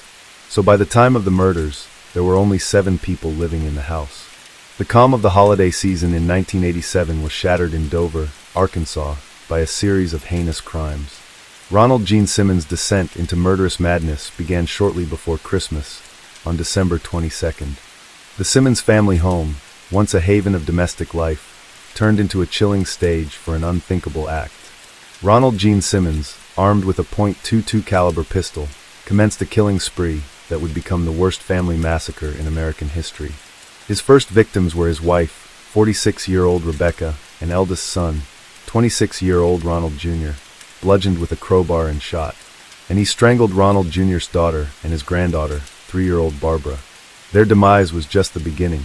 Simmons lay in wait for his other children, feigning a festive spirit, only to mercilessly end their lives. One by one, later that day, the Dover school bus dropped off the younger kids for their Christmas break from school. In a macabre ritual, Simmons systematically strangled and drowned his younger children, displaying a level of brutality that defies comprehension. The youngest victims, mere toddlers, met a similar fate, their innocence stolen in the most atrocious way. Simmons told them he had gifts for each of them, which he wanted to give one at a time, then strangled them and held under the water in a rain barrel. First to receive her gift was his eldest daughter, 17-year-old Loretta. His 3 other children, 14-year-old Eddie, 11-year-old Marianne, and 8-year-old Becky were murdered in the same brutal manner. He then dumped the bodies in one of the cesspits he had made his children dig days before. But the horror did not end there. On December 26th, as the rest of the world celebrated, Simmons' remaining family members arrived for a holiday dated, unaware of the nightmare that awaited them. 23-year-old Simmons' son Billy, his 21-year-old daughter-in-law Renata, and their child were the next to fall victim to his unfathomable rage. Billy and Renata were both shot dead. Their bodies were left by the dining room table next to the decorated Christmas tree with unopened gifts and covered with their own coats and some bedding. Then their 20-month-old son Trey was strangled and drowned. The same fate befell his 24-year-old daughter Sheila, her 33-year-old husband Dennis, and their children. Simmons strangled his and Sheila's child, 6-year-old Sylvia, and finally his 21-month-old grandson Michael. The bodies were meticulously laid out, a grim tableau that defied any sense of humanity. He then covered their bodies with coats. Sheila's body was laid on the dining room table and covered with Rebecca Simmons' best tablecloth. He wrapped the bodies of Trey and Michael in plastic sheeting, and they were left in abandoned cars behind the Simmons home. Simmons then embarked on a chillingly ordinary series of errands, his actions of stark contrast to the carnage he had just inflicted. He drove to a Sears store in Russellville to pick up Christmas gifts previously ordered for his family. That night, he went out for a drink at a local bar. When he returned home, he spent the night and the next day drinking beer and watching television surrounded by the dead bodies of his family. On December 28th, the killing spree spilled over into the town of Russellville. In the morning, Simmons drove a car that had belonged to his son, Ronald Jr., to a Walmart in Russellville and purchased a second firearm. Fueled by a mix of revenge and rage, Simmons targeted those he felt had wronged him. The violence was indiscriminate, claiming the lives of acquaintances and strangers alike.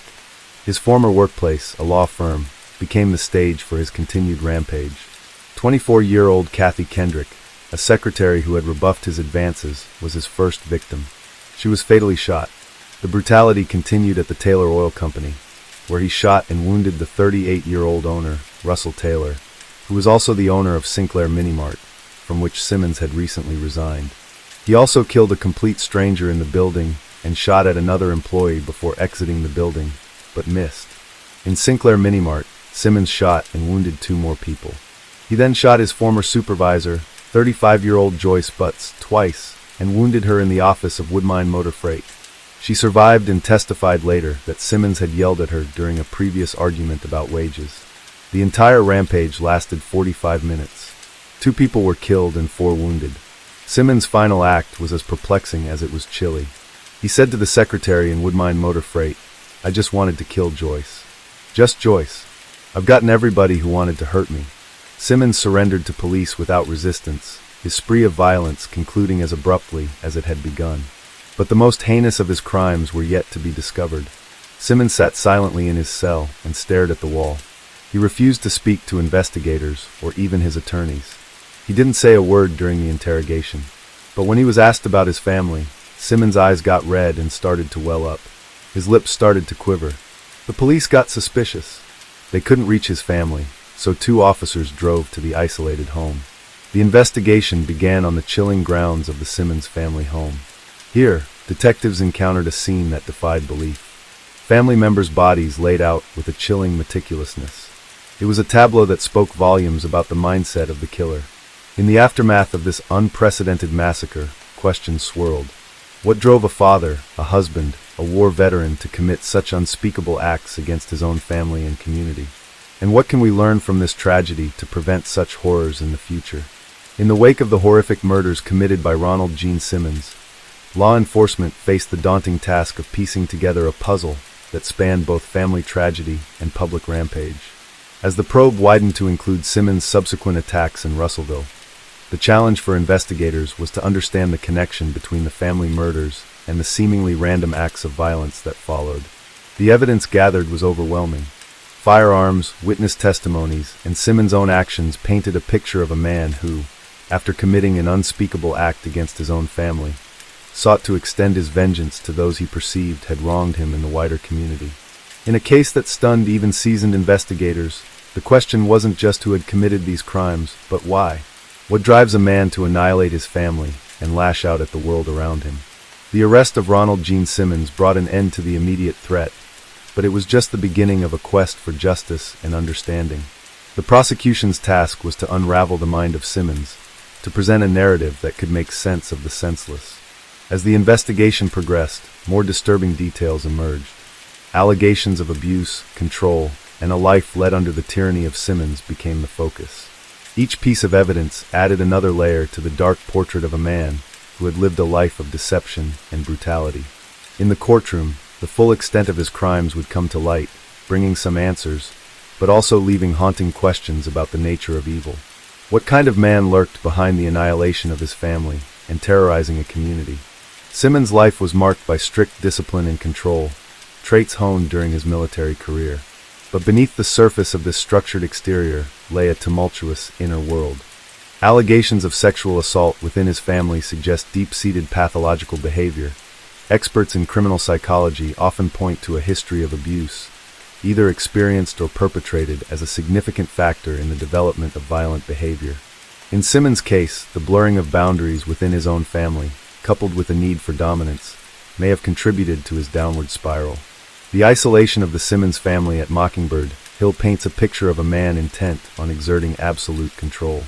This isolation could have exacerbated existing mental health issues, creating a pressure cooker environment.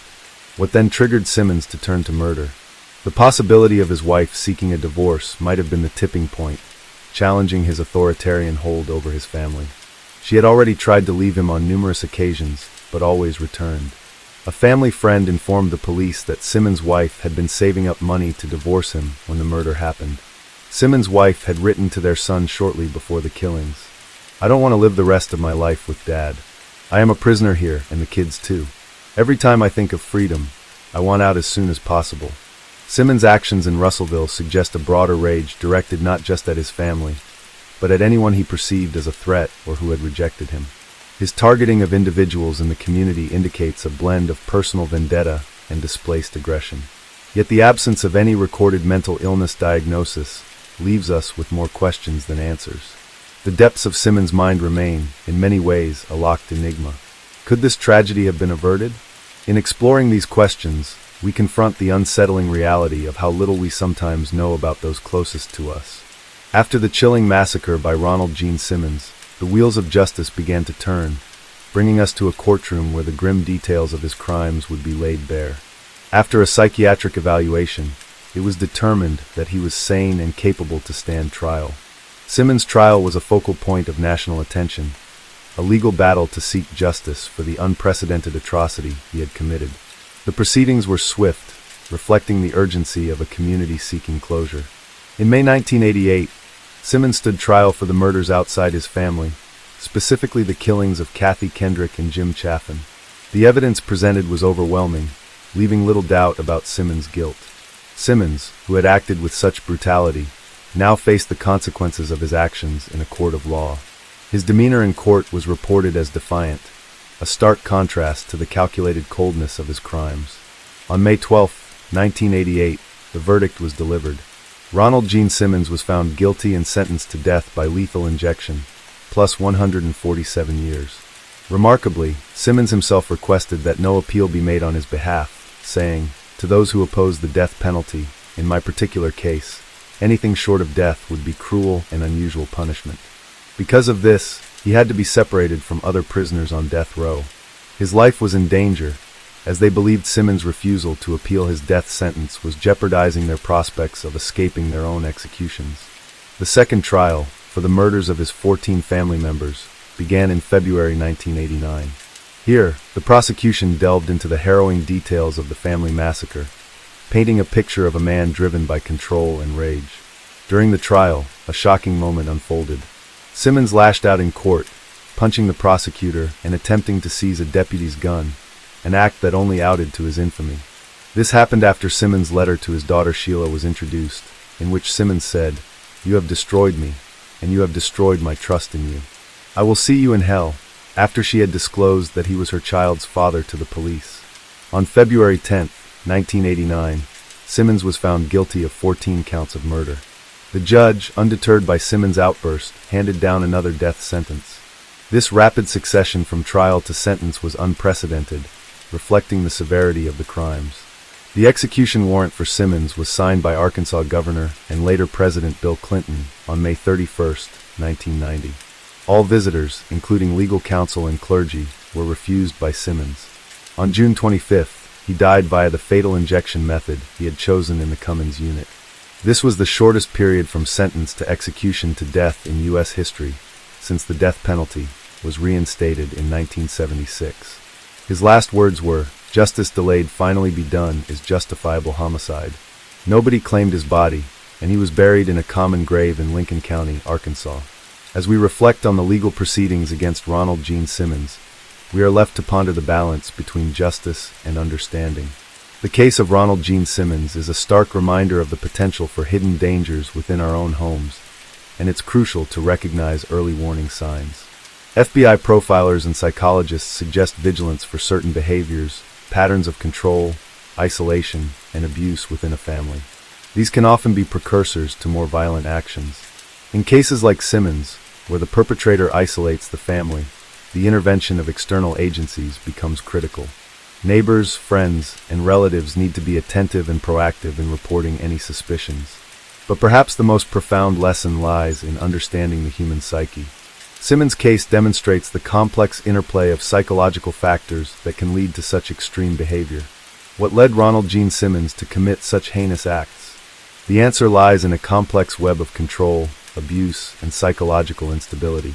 His desire for dominance, coupled with deep-seated issues likely stemming from his abusive behavior within the family, set the stage for tragedy. Simmons' military discipline, juxtaposed with his chaotic personal life, created a volatile mix. The isolation and control he exerted over his family only fueled his capacity for violence, and when his authority was threatened, possibly by a looming divorce, it may have been the catalyst for the massacre. John Harris, one of Simmons' defense attorneys, said of his abused family, "I think he felt like they're going to take him out. He's going to take them out first." I think that was his mindset. Could anything have been done to prevent the carnage? In hindsight, the warning signs were there. Isolation, abuse, and a man teetering on the edge. Timely intervention could perhaps have altered this tragic course. Simmons' story is a grim reminder that behind closed doors, within seemingly normal families, the seeds of tragedy can grow unnoticed. People feared him even back then in New Mexico. They said he was strange, unfriendly, antisocial. He didn't have much to say. A friend of his daughter's said he had a beer in his hand all the time. He had one little room he would stay in all the time. It was dark and seemed spooky, and it stunk. Attorney John Harris also said that there was more than one person to blame. If authorities had successfully arrested him back in 1981 on the basis of his daughter's sexual assault, the murders likely wouldn't have happened. However, prosecutors at the time said they had dropped the charges at the family's request. Ronald Gene Simmons' Christmas week killing spree is the worst mass murder committed by a single person in Arkansas history. What were the underlying reasons that made Simmons annihilate his whole family that once formed the core of his identity? Born on April 15, 1952 in Hamilton, Ohio, Donald Harvey was the oldest of 3 children. The boy, with his big brown eyes and curly hair, was lovingly called Donnie by his parents, Ray and Goldie Harvey. Shortly after his birth, the family moved to Boonville, Kentucky, a small community nestled away on the eastern slopes of the Appalachian Mountains. There, Ray worked as a tobacco farmer, while Goldie tended to the children and home. While the couple was struggling from extreme poverty, their marriage began to fall apart. Despite a rocky relationship, they were loving and nurturing to their 3 children. Although Donald was a quiet boy who mostly kept to himself, he apparently had shown no signs of any abnormality. Perhaps the seed of his sadistic and twisted mind was sowed long ago in his past. According to some reports, Donald was used and assaulted by at least 3 different men between the ages of 4 and 20. One of them was his own uncle on his mother's side. Another one, an older neighbor, who offered Donald money at the age of 18. Donald claimed that he was assaulted by his then roommate, Randy White. Though a traumatic past is no excuse for heinous crimes, it might be a point of discussion for psychologists and criminal profilers. In school, Donald always seemed to be a loner and antisocial. He rarely participated in extracurricular activities, opting instead to read books. While this got him good grades, it also earned him a reputation for being the teacher's pets, which led to teasing. Following his graduation from Sturgeon Elementary School, Donald entered Boonville High School in 1968. Despite his good scores, he rapidly became bored with the daily routine, which prompted him to drop out. He later received a diploma from a correspondence school out of Chicago and got his GED the following year at the age of 16. Having no future aspirations, Donald didn't know what he would do with his life at this point. He eventually relocated to Cincinnati, Ohio, where he managed to secure a job at a local factory. Donald was doing well in this job until the work dried up at the plant in 1970, and he was eventually laid off. A few days later, his mother called him and asked him to travel to Kentucky and visit his ailing grandfather, who was recently placed in Nernout Hospital in London, Kentucky. He had no idea that agreeing to his mother's request would forever change the course of his life. While visiting his ill grandfather every day, Donald formed a trusting bond with hospital workers. In fact, they liked him so much that he was offered a job at the hospital. It was here that a terrifying journey of madness and mayhem began, which would go on to last nearly 20 years. Donald's true motive for wanting to work as a nurse's aide might not even be known. However, some people believe that he was desperate to earn money after losing his previous job. He was not a trained nurse or doctor, but the hospital staff had full faith in him. Donald's duties required him to spend hours along with patients, including changing bedpans, inserting catheters, and passing out medications. While looking after the patients was by no means an easy job, Donald's first few weeks at the hospital were uneventful. That is, until one incident with an elderly patient snapped something within him, a disturbing beginning to an unfathomable string of events. It was May 31st, 1970, and Donald was taking care of an 88-year-old stroke victim, Logan Evans. During an evening shift, he walked into a private room to check on the elderly patient, and Mr. Evans rubbed feces in Donald's face. Although the patient was most likely not in his right mind following his stroke, the incident angered Donald so much that he lost all control. The next thing he knew, he was smothering the elderly man with a blue plastic bag and a pillow. Once Evans was motionless, Donald listened to his heart rate with a stethoscope to make sure that he was dead. He then disposed of the plastic bag and cleaned him up, dressing him in a clean hospital gown and showering before notifying the nurses. After this incident, no eyebrows were raised and no questions were asked. As a creditor who just got his first taste of blood, Donald's thirst for killing only grew. The very next day, he was looking after another elderly patient, 69-year-old James Tyree. Donald, it seems, used the wrong-sized catheter on him. Tyree initially let him proceed, but then yelled at him to take it out. Donald used the heel of his hand to control him until he vomited blood and died due to an air embolism. Again, no suspicions were raised. As no one detected foul play in his first two murders, Donald became more carefree. Just 3 weeks after committing his first murder, he cut off the oxygen tank of 42-year-old patient Elizabeth Wyatt. This was the beginning of his mercy kill, as he would call his killings later. He claimed he was aware that she was praying to die and even told him she wished she could die, so he killed her to end her suffering. 4 hours later, a nurse found her dead. Again, no one questioned Donald. Since no one at the hospital became suspicious, Donald saw this as an opportunity to unleash his inner monster. Over the next 10 months, 15 patients died under his care while working at the hospital. Be it pleasure or experimentation, the methods of each murder varied. Smothering, sabotaging oxygen tanks, injecting lethal drugs, overdosing people with medication. It seems he would use almost anything to kill. When angered, his methods became more brutal. On one occasion, after an argument with a patient, Donald snuck into the patient's room and inserted a coat hanger through his catheter, puncturing his bladder and bowel. As a result of the puncture, infection set in, and the man died a few days later. Despite this brutality, Donald always considered these killings to be merciful. The self-proclaimed angel of death wanted to play God with the lives of the vulnerable, cloaking his monstrosities in a warm blanket by giving them the title Mercy Killings. March 31st, 1971, exactly 1 year after his first murder, was the last day Donald worked at Marymount Hospital. That evening he was arrested for a burglary he committed while drunk. In his drunken stupor, Donald incoherently confessed about the murders to the cops, but no one took him seriously. Donald ultimately faced charges of petty theft. Instead of serving prison time, he paid a hefty fine. Although Donald managed to remain free, this incident changed the course of his life for a brief time. For the next few months, Donald tried to get his life back in order and eventually found work as a part-time nurse's aide at Cardinal Hill Hospital in Lexington. In June of 1973, he started a second nursing job at Lexington's Good Samaritan Hospital. He worked both jobs simultaneously until deciding to move on to other positions. Between August 1974 and September 1975, he worked first as a telephone operator in Lexington and then as a clerk at St. Luke's Hospital in Fort Thomas, Kentucky. For some reason, Donald was able to control his urge to kill during this time.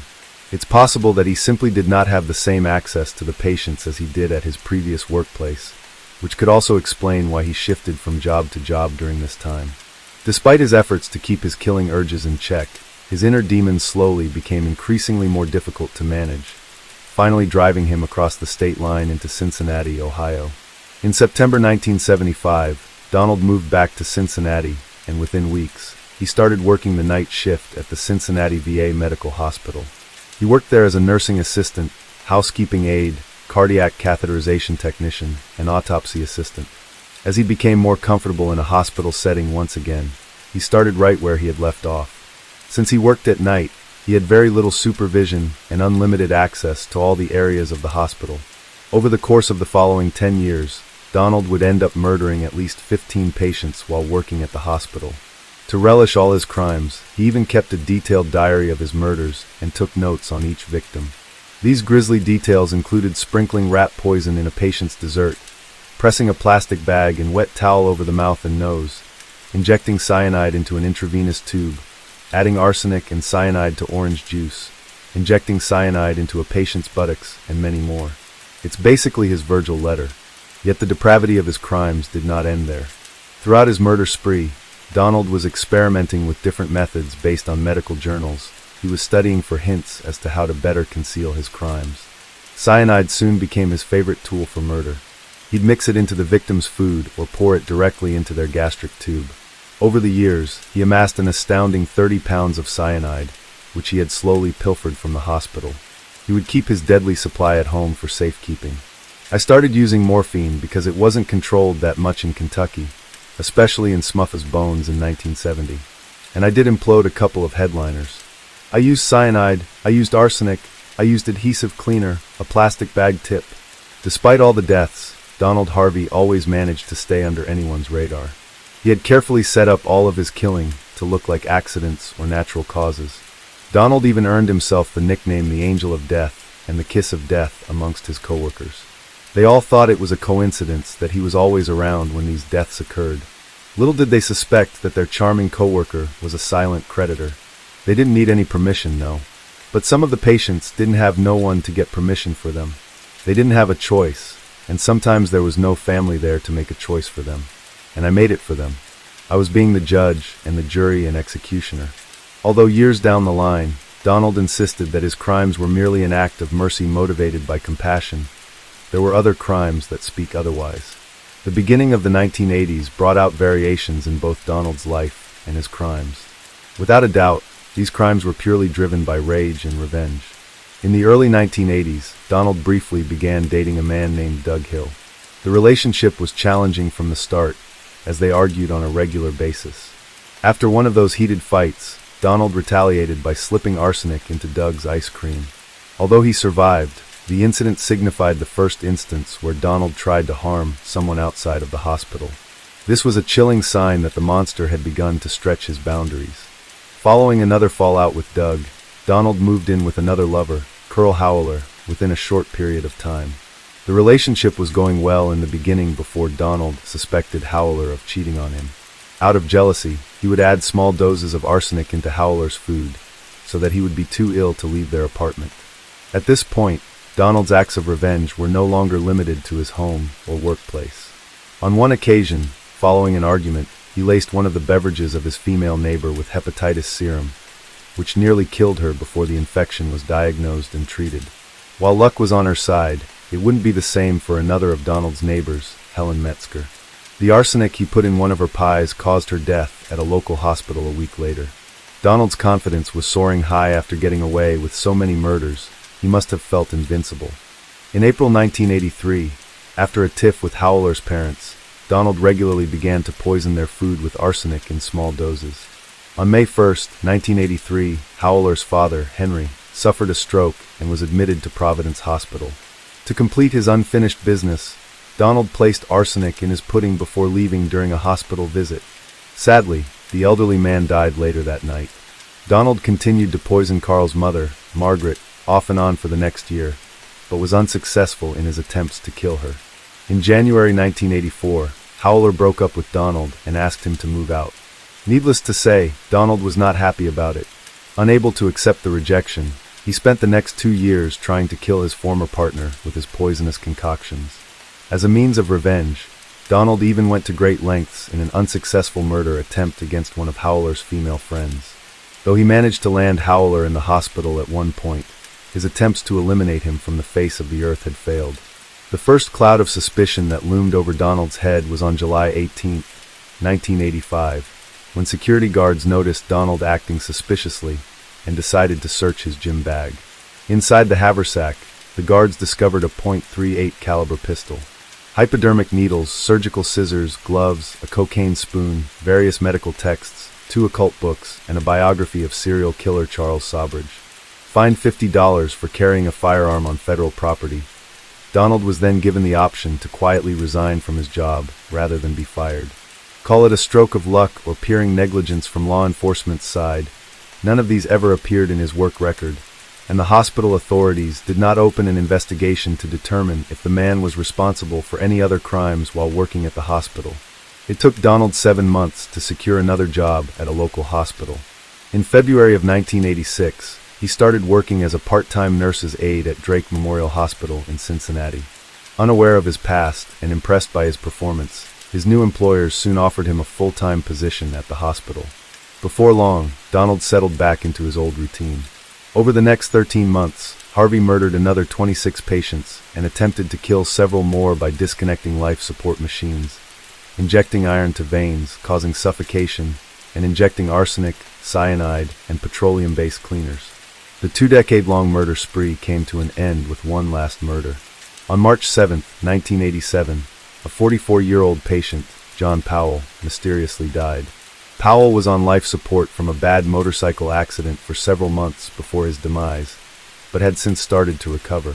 Due to Ohio's law of a mandatory autopsy for vehicular homicide, this death landed Donald in a situation that he had never faced before. During the autopsy, an assistant coroner noticed the faint scent of almonds, which is a telltale sign of cyanide. Authorities got involved in the death following this concerning discovery. Initially, suspicion fell upon the people closer to Powell, but investigators failed to come up with any evidence or motive pointing toward any of Powell's friends or family members. So, it did not take them long to focus on hospital employees who had access to Powell's room. Donald Harvey was one of those names on the short list. To rule out their names, hospital employees at this point were volunteering to take polygraph tests. Donald also volunteered to take a test, and even bought a book on how to beat lie detector tests. But eventually, he did not go through with the test, and called in sick on the day of his scheduled appointment. If this was not concerning enough, investigators learned about his questionable department from the VA hospital, as well as his notorious hospital nickname, Angel of Death. Given the numerous unusual deaths that seemed to surround him, authorities began to focus their entire investigation on Donald. He was brought in for questioning. In the initial interrogation phase, Donald denied having anything to do with Powell's murder and portrayed himself as a victim of coincidence. It was only after hours of questioning and playing a bit of good cop, bad cop that he finally confessed to having put cyanide in John Powell's G-tube. He tried to explain that it was because he felt sorry for him and his family. He still denied responsibility for any of the other suspicious deaths. Donald was taken into custody while investigators began to look for other evidence. On August 11, 1987, Donald Harvey, 35 at the time, sat down with investigators and confessed to committing 33 murders over the previous 17 years. The number grew to 70 in total as the days passed. Investigators wanted Donald to be checked for his mental state before his claims were taken to be accurate, as they were debtful of the numbers Donald provided them. Justice Sutter sat down with Donald, and I said, "Have you killed more than one person?"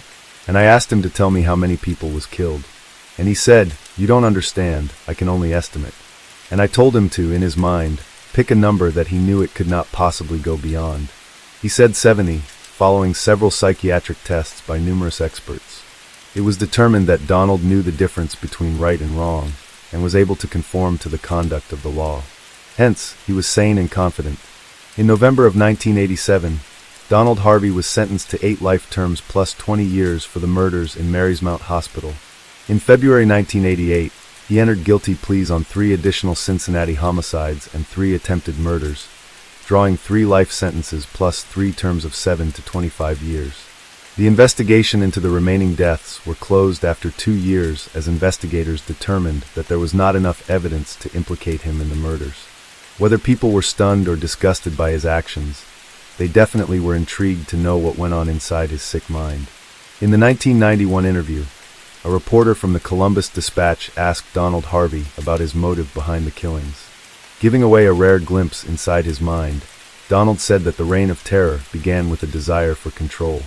In his eyes, people controlled him for 18 years, and then he controlled his own destiny. He loved the power and to be able to control whether people lived or died. Even in the world of serial killers, Donald Harvey holds a special place. Not only because of his overwhelming kill count, but also because of his choice to kill people he personally knew in addition to his patients. According to an article published on July 23, 2001 by the Associated Press listing the worst serial killers in the United States, Donald Harvey held the number 1 place, even surpassing the notorious John Wayne Gacy. While everyone expected Donald Harvey to spend his days behind bars, and unlike his unfortunate victims, die a natural death, destiny had something else in store for him. On March 28, 2017, 64-year-old Donald Harvey was found badly beaten inside his cell in protective custody at the Toledo Correctional Institution in Lucas County. He would die 2 days later at the age of 64 from blunt head trauma due to skull fracture and brain damage. Months after the death, an inmate named James D. Elliott, serving 37 years for numerous burglary offenses, would later write the Toledo Blade and confess to the murder. In those letters, Elliott confessed to punching and stomping on Donald in his cell. He said he grew up in Kentucky near some relatives of Donald's victims and claimed that he committed the crime to give them some closure and peace of mind. Hopefully, everyone from our area will take some solace in the fact that one of their own gave Harvey the punishment that he should have gotten from the courts, Elliott was quoted as writing. In September 2019, Elliott was sentenced to life in prison after pleading guilty to the murder of the infamous Angel of Death. To his last day, Donald Harvey insisted that the majority of his killings were out of mercy. But the truth is, in the process of becoming a murderer from a nurse, Donald appointed himself the judge, jury, and executioner over people's lives. Perhaps because he was not caught for decades, he assumed it was his right to control other people's lives. The case of Romina Nunez, several years ago, literally shocked the whole of Spain with its unimaginable cruelty and cynicism. The very situation in which this unfortunate young woman found herself, we can say typical. Her husband beat her and she kept silent, hoping that he would change. However, the denouement of this story shocked even experienced investigators who have seen everything in their practice. The victim's body was never found, only a fragment of it, which the sea threw ashore. But how did it happen? And could the tragedy have been avoided? To answer these questions, you need to understand who Romina was and why she never dared to admit to anyone in what trouble she found herself. Who is Romina Nunez? Romina Celeste Nunez Rodriguez was born in the fall of 1990 in the city of Asunción, the capital of Paraguay, and was the eldest of 2 daughters in a poor working-class family. Parents separated when the girls were still young, so their mother, whose name was Miriam Rodriguez, had to raise the children on her own. The woman had to work several jobs at once because her ex-husband did not help them financially at all and did not show any interest in the fate of the daughters. When she was still a schoolgirl, Romina got a job in order to help her mother and younger sister somehow. At the age of 17, the girl began a romantic relationship with a guy whose name was Christopher. He wooed her beautifully. They made plans for a joint future. But happiness ended as soon as Nunez learned that she was expecting a child and reported this to her lover. The young man immediately gave the chosen one an ultimatum. Either she terminates the pregnancy, or they part forever. Romina deeply hurt the words of her lover, but after consulting with her parents, with whom she has always been very close, the girl decided to keep the child. Most of all, she feared that having had an abortion at such a young age will never be able to become a mother again, so there was only one way out. Christopher kept his word. He broke off all relations with the girl and was never interested in her fate and the fate of his child. Romina, at the age of 18, gave birth to a son whom she named Lucas. However, with the advent of a baby in the family, and so deplorable financial situation worsened even more. Money is catastrophically lacking, and mother Romina had to now support a grandson moving to Spain. Romina depressed by the situation. She wanted to somehow correct the situation and help her family. But find a decent job with good pay in Paraguay, she still could not manage. Then the girl called her maternal aunt, who lived in sunny Spain, and the relative invited her niece to her place, assuring her that it would be easier for her to settle down here and that there were more prospects in Europe than in Latin America. Not thinking long, the girl packed only the most necessary things, and having earned an airplane ticket to Spain, went on the road. She left her 2-year-old son in the care of her mother and sister for a while, deciding that she would pick him up as soon as she found a new place to live and a stable job. In the late summer of 2010, Romina flew to Madrid and from there traveled to its suburbs, the provincial town of Alcobendas, where she settled in the house of her aunt. Romina immediately actively began to look for work, and she smiled at her luck. Attractive and sociable beauty got a job as an administrator in a hotel, where she received a decent salary. Part of the money she sent home, and for the rest rented a separate apartment, so as not to embarrass hospitable relatives. Soon Núñez met a man named Javier with whom she had a stormy romance. The favorite a few years ago, just like her, emigrated to Europe in search of happiness and a better life. He was a native of the Republic of El Salvador, worked in construction, and seemed to be a serious man. However, when the girl became pregnant, the situation repeated itself. Javier was not ready for the appearance of children, but nevertheless, the couple tried to live together for a while. Unfortunately, soon after the birth of their common son, they finally broke up. The girl was again in a difficult situation because she was in a foreign country with an infant in her arms and simply did not know how to be further. For a while she returned to her aunt's house, where she was accepted and helped in every way possible. When the boy was only about 6 months old, the young mother went back to work because she could not work. But a few months later, a new shock awaited the girl. For a long time, she ignored the poor health and weakness, writing it off to stress and fatigue. However, when Romina still went to the doctor, she was diagnosed with cancer. The young woman underwent several courses of chemotherapy, lost her hair, lost a lot of weight, but overcame the insidious disease. After treatment, the girl quickly recovered. She continued to work and hid the lack of hair with the help of wigs. Romina believed that the hard trials, which she managed to steadfastly overcome, will certainly be followed by a period of happiness. She saved money and planned to take not only her eldest son, but also her mother and sister to Spain. New lover in the summer of 2017, at an event where Núñez went in the company of friends, she accidentally met a man named Raúl Díaz-Chicón. He was good-looking, able to impress others, had a serious job, and was financially secure. He liked the smiling beauty, and he became interested in her, asking mutual acquaintances. Romina also liked this statuesque beauty, and when he soon asked her out on a date, she gladly agreed. Raúl was almost 15 years older than Romina, and he worked as a leading process engineer for a large energy company. He had a couple of failed marriages under his belt, and had 2 teenage daughters from previous relationships. But the girl was not intimidated by the age difference at all. As for her personal life, she had a similar situation, with the only difference being that she was raising sons from 2 failed previous affairs. It only took one date for the couple to realize that they were in love, and they didn't want to part with each other anymore. Romina, overwhelmed by her new feelings, literally fluttered around telling her friends how happy she was. Her new lover gave her small gifts and pleasant surprises almost every day. He arranged romantic dates, sent flowers with touching cards, and said compliments. Romina believed that she had finally met her true love and found a man who would accept her and her sons. However, soon the girl began to reach very unpleasant rumors about her chosen one.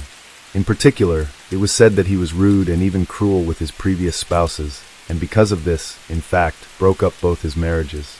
But Núñez did not want to believe it, although she drew attention to the fact that Raúl did not maintain any relations not only with his former wives, but also with his daughters.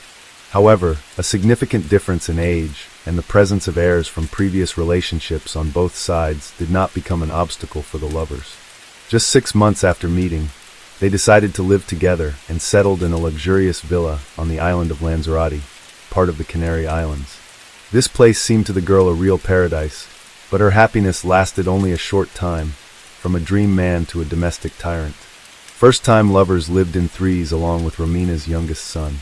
Raul tried to treat the child well, and the girl even thought that he would be an ideal father for her boys. She herself, Raul, promised a long and happy life together in which she would not need anything, and he would fully provide for her and the children. The girl in love believed the words of the chosen one, and when he offered her to become his lawful wedded wife without hesitation, agreed. But only Raul insisted that they need time for two, so that they could be alone and enjoy each other's company in full after the wedding. In fact, he not only did not want to take Romina's eldest child from Paraguay, but also dreamed of getting rid of her youngest son. However, the young mother believed her lover and did not listen to what her friends told her, who noted the strange behavior of the man. In June 2018, Chacon bought for the bride and her child tickets to Paraguay and one return ticket just for Romina. When the girl flew home and told her mother and sister about her chosen one, the women were somewhat confused by Raul's behavior. They doubted the sincerity of his intentions and assumed that he just wanted to get rid of someone else's child in his house. But the girl was offended by such talk, and she even had a little quarrel with her loved ones. A few days later, she flew back to Spain, promising that in the fall she would fly back for the boys. When Romina returned, a warm welcome awaited her, and for 2 months, she was perfectly happy alone with Raul. However, in August, just a few days before the wedding, a man brutally beat Romina. This incident was a real shock to her, but the groom literally on his knees begged her forgiveness, promised that such a thing will never happen again, and she believed him. Núñez did not file a police report on her lover, and did not tell anyone about what happened. And on August 10th, making up bruises on her face, she went to the wedding with the man who would soon take her life in cold blood. One last trip home. 2 weeks after the wedding, the girl flew back home to Paraguay, not to pick up her sons, as she had planned earlier, but just to see her family. Her mother and sister were quite puzzled by the changes that had happened to her in the short time they had not seen each other. Romina looked upset and even lost. She had a noticeable limp, and there were bruises on her neck, which she tried to hide with a scarf. To all questions, Romina either kept silent or claimed that she had accidentally injured herself. Romina spent almost a month at home, which also surprised her relatives as she had just gotten married. However, the newly married wife said that her spouse himself suggested that she visit the children because she had not seen them for a long time and missed them very much. Then Miriam even praised her son-in-law for his generosity, but still the woman did not understand what was going on and why her daughter looked so unhappy. In mid-September, Romina, secretly from her mother, borrowed money from relatives for a return ticket to Spain because her husband simply refused to pay for her return. This should have been a clear signal that flying back was not worth it, but Núñez still hoped that everything would work out and the marriage would be happy. On September 17th at the airport, her mother, sister and sons saw her for the last time. The mysterious disappearance of a mother of 2 children. Since returning to her husband, Romina's life every day more and more resembled a terrible dream. Raul, as it turned out, used illegal substances, and now he stopped hiding his addiction from his chosen one. Being under the influence of illegal substances, he turned into a real beast and literally tortured his wife. But every time she tried to leave him, the man promised to stop and swore that this would not happen again. Usually after the beatings and threats, there was a temporary lull when the husband became loving and caring again, gave gifts, and arranged romantic dates. But such periods became shorter and shorter, and scandals with manhandling occurred more and more often. Shortly before the new year, Romina confessed to her best friend that she is afraid of her husband and believes that one day he may kill her. On December 29th, Raul again beat his wife, so much so that she was forced to seek medical help. The hospital suspected something wrong and wanted to call the police to record the fact of beating. But at that moment, her husband appeared in the department and said that Romina had fallen herself and there was no need to involve law enforcers. The girl only confirmed his words and, refusing hospitalization, went home. On January 1st, 2019, Miriam, Romina's mother, tried to call her daughter several times, but she did not pick up the phone. Then the woman dialed her spouse's number to find out what was wrong, but there was no answer either. After several days of silence, the mother-in-law sent Raul a message in which she wrote that she was going to go to the police. This time, the son-in-law reacted instantly and called back, saying that he and Romina quarreled on December 31st, after which she packed her things and left him. The man assured that everything is fine. Soon the wife will cool down and return. Because before, according to him, this has already happened. But Romina's mother was not convinced by the words of her son-in-law. She felt that something had happened to her daughter and insisted that Raul went to the police. Only on January 8th, under pressure from relatives of the wife, Raul still filed a report on the disappearance of his wife. However, this time he told a slightly different story, adding that after the quarrel, his wife had taken his money, and he thought that Romina might have flown to Paraguay to visit the children. So he was not particularly worried until his mother-in-law called him yesterday. What is Raul hiding? Raul was constantly confused in his testimony and contradicted himself, which caused a lot of questions and suspicions.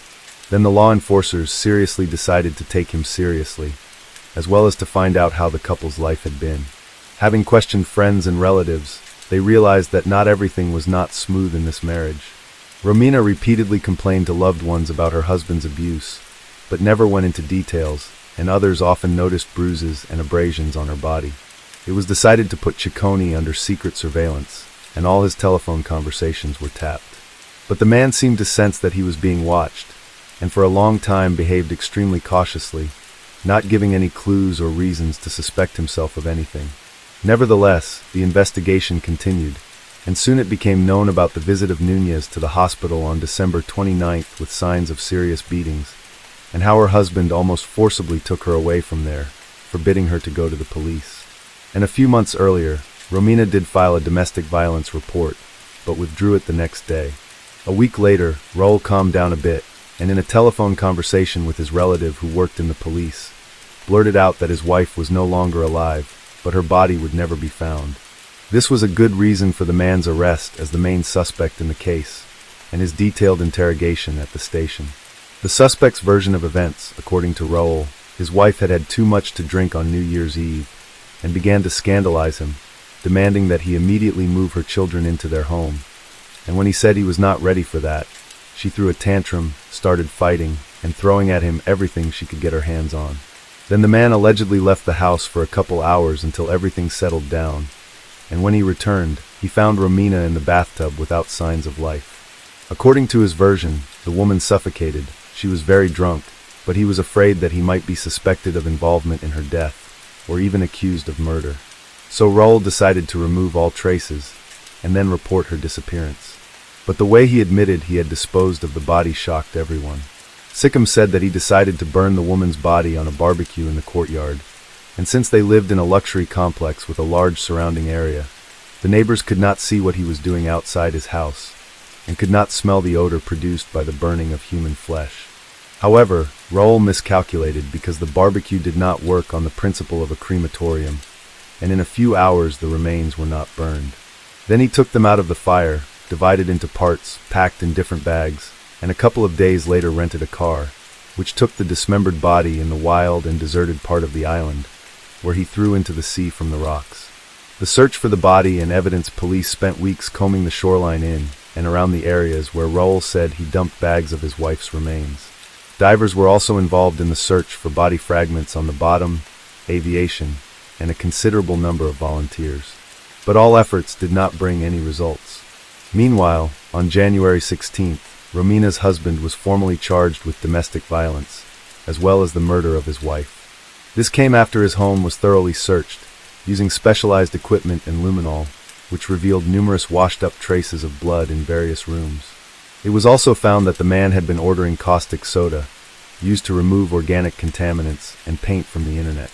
As it turned out, in one of the rooms on the second floor, he was so thoroughly mopping up a bloody stain on the flooring that he damaged it and decided to paint over it. According to the version of the investigation, it was in this room that the suspect dismembered the body of his spouse. Moreover, there on the floor was found a broken fragment of Romina's fingernail with traces of blood and Raul's epithelium, which could indicate that the victim was alive and resisted. Also in the bathroom, on the tiles on the wall, they found Romina's contact lens stuck on the wall, which could have gotten there from a strong blow to the face. Unfortunately, despite their best efforts, law enforcers were unable to find any remains. But at this point, the station received a call from a tourist who reported that a lung fragment had been thrown onto the beach. He could not say with certainty whether it belonged to a human or an animal, but having heard that a body was being searched for on the coast, decided to report his find to the police. Toward the end of February, an expert examination confirmed that the lung fragment found belonged to the missing Romina. Trial and conviction despite the evidence found and the results of the examination, Raul continued to insist on his innocence. He stuck to his initial theory that the woman had drowned herself in the bathtub while highly intoxicated. Although evidence found in the house indicated a fierce struggle, the man also said he did not use any implements or tools to dismember the body. He allegedly tried to burn it completely on a barbecue, and afterwards the remains, due to prolonged exposure to the fire, fell apart on their own. And he just put them in bags and took them away. Such a claim was untrue for several reasons. First, the body of the adult Romina could not have been placed on the fixture in his yard. Secondly, even after prolonged exposure to such temperatures, the bones could not become so fragile that they could fall apart without the use of tools. And in order to separate the lung from the body, it was necessary to open the chest, which could not be done with bare hands. The investigation failed to establish how exactly Raul took the life of his wife, but judging by the traces of struggle found in the house, it was suggested that he could beat her to death. There was also no doubt that Ciccone had dismembered her body in the very room where he later had to repaint the floor to cover the bloody traces. Raul's trial was delayed by the COVID pandemic, so the sessions were repeatedly postponed and rescheduled. During this time, Raul changed several lawyers, and under pressure of evidence, he did admit that he had accidentally killed his wife during a scuffle, rather than finding her dead in the bathtub, as he had previously claimed. Nevertheless, he continued to insist that she was drunk and violent. It was not until June 2023 that the defendant was finally found guilty, except that the sentence Romina's loved ones considered too lenient. The man was sentenced to 12.5 years for involuntary manslaughter, 2 years for proven domestic violence, 1 year for causing serious bodily harm in December 2018 when Romina went to the hospital, as well as several months for abuse of the body. On July 18, 2020, Maria Luisa Acedino checked into the Lamb Mission Hotel in Manuel Antonio, situated in the Costa Rican province of Punta Arenas. Accompanying her was her pet dog, Mafalda, a small canine she treated with utmost care like family. The initial day passed without any notable events. Maria Luisa spent time at the beach, dined out at a local restaurant, and enjoyed some drinks, typical activities for vacationers. The following day took a significantly different turn. At precisely 16:30, Maria Luisa requested a bottle of wine, mineral water, and 2 glasses to be delivered to her room. She didn't mention expecting any guests, which led everyone to assume she was planning to relax alone. Throughout the afternoon and evening, there were no recorded movements from her room. By July 20th, hotel staff tried to contact her, but got no response. A staff member who had spoken to Maria Luisa earlier revealed that she mentioned living alone due to a recent separation from her partner, and was traveling solely with Mafalda. She also mentioned that the ongoing pandemic had adversely affected her mental health, and stressed her need for a break. With these factors in mind, and their inability to reach her, hotel staff decided it was necessary to perform a routine safety check. They found the main door locked from the inside, and then approached the emergency exit door leading to the patio. An exit specifically designed for guests with pets. This door was partially open when they approached it. Upon entering the room through this exit, they were immediately confronted with an unpleasant odor and visible blood stains in several areas. Mafalda was discovered alive, but visibly frightened in a corner of the room, and avoided contact with staff members, likely due to trauma or fear. On the bed lay a motionless figure wrapped in a sheet. It was the lifeless body of Maria Luisa Acedino. Maria Luisa Acedino was a respected anesthesiologist, highly esteemed in her field. At 43 years old, she served as the head of the Department of Anesthesiology and Rehabilitation at Sima Hospital in Escazú. Her colleagues adored her for her unwavering dedication to her profession, especially during the early stages of the pandemic, when she worked tirelessly to help patients through challenging times. Maria Luisa, as a dedicated medical professional, offered significant support to her loved ones. She arranged health insurance, coordinated medical appointments, and played a crucial role for the Acedino family. Always willing to assist whenever necessary, Maria Luisa's parents lived in Fortuna, San Carlos. This distance made it difficult for her to be with them all the time. Her friends described her as a strong, intelligent, and friendly woman who had a zest for traveling both within Costa Rica and abroad. Her impeccable reputation was well known. The news of her tragic death shocked Costa Rica and her family members deeply. How could anyone have ill intentions towards someone like Maria Luisa? The mystery surrounding this case began immediately after staff discovered her lifeless body. The crime scene was not only disturbing due to the violence inflicted upon Maria Luisa, but also because of the complexities that arose once her rented hotel room was accessed.